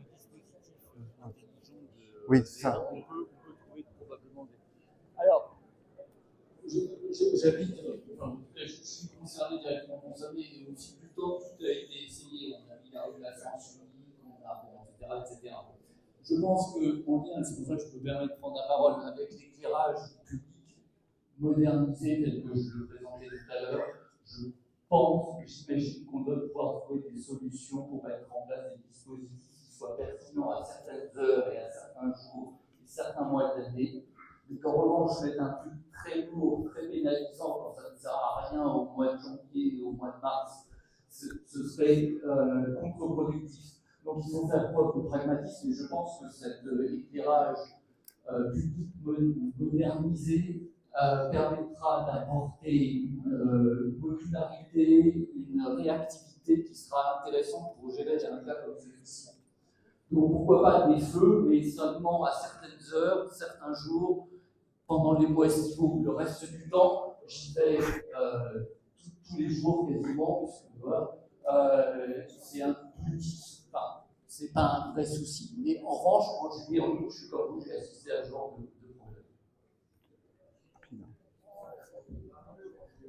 Merci beaucoup. Alors, je pensais clôturer cette réunion, mais M. Bonin veut intervenir une dernière fois, donc je vous laisse la parole ensuite. Ça fera 1h45 qu'on est ensemble. Il sera bien temps de rentrer chez soi et de trinquer pour ceux qui le souhaitent. Excusez-moi, c'est juste une petite observation. Très rapide, je change de sujet.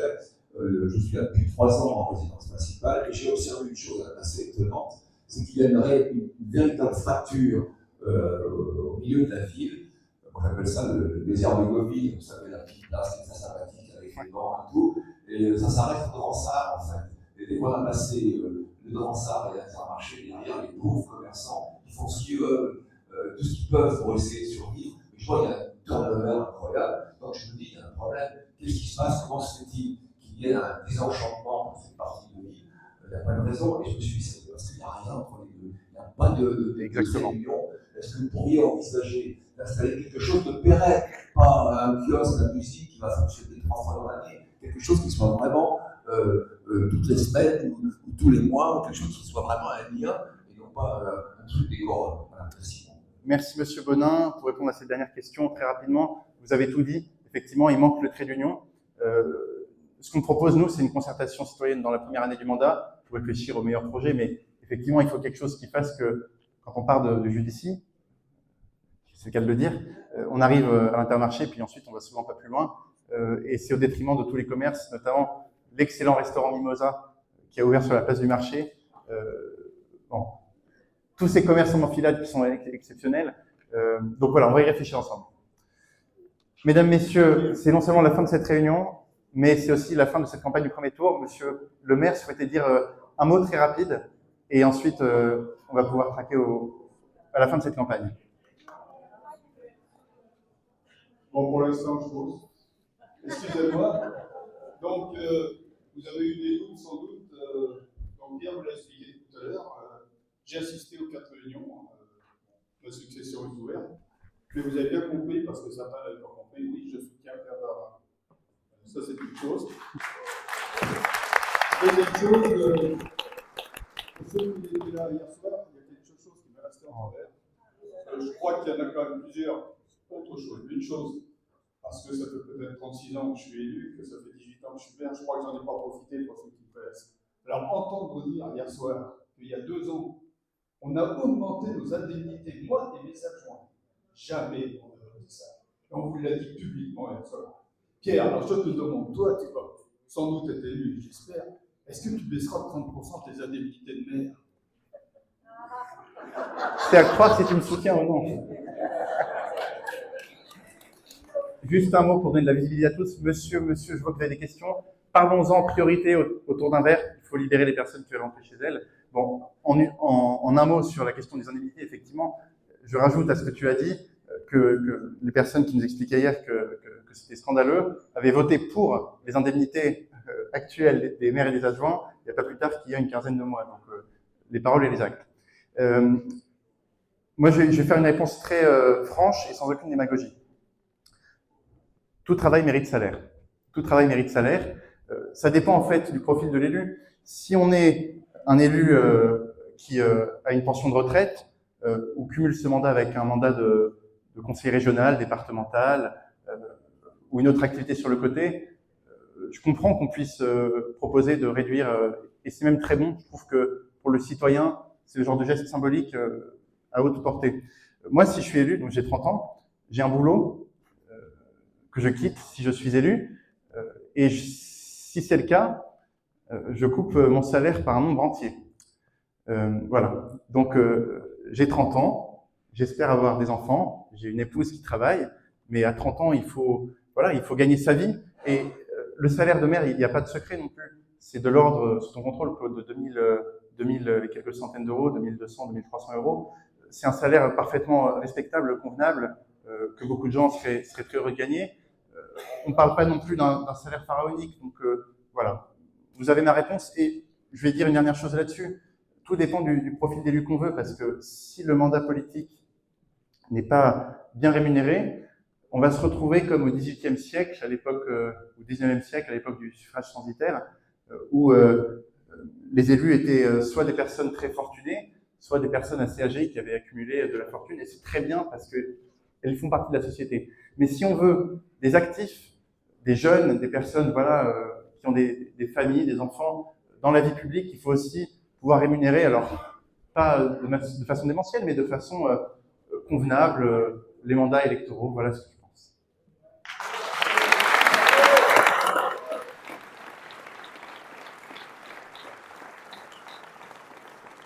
Merci à tous. Je vous remercie de votre présence. J'espère qu'on vous a convaincu. Je ne vais pas être plus long. Très belle fin de campagne à tous. Tout le monde est bienvenu pour un verre de l'amitié, y compris nos concurrents.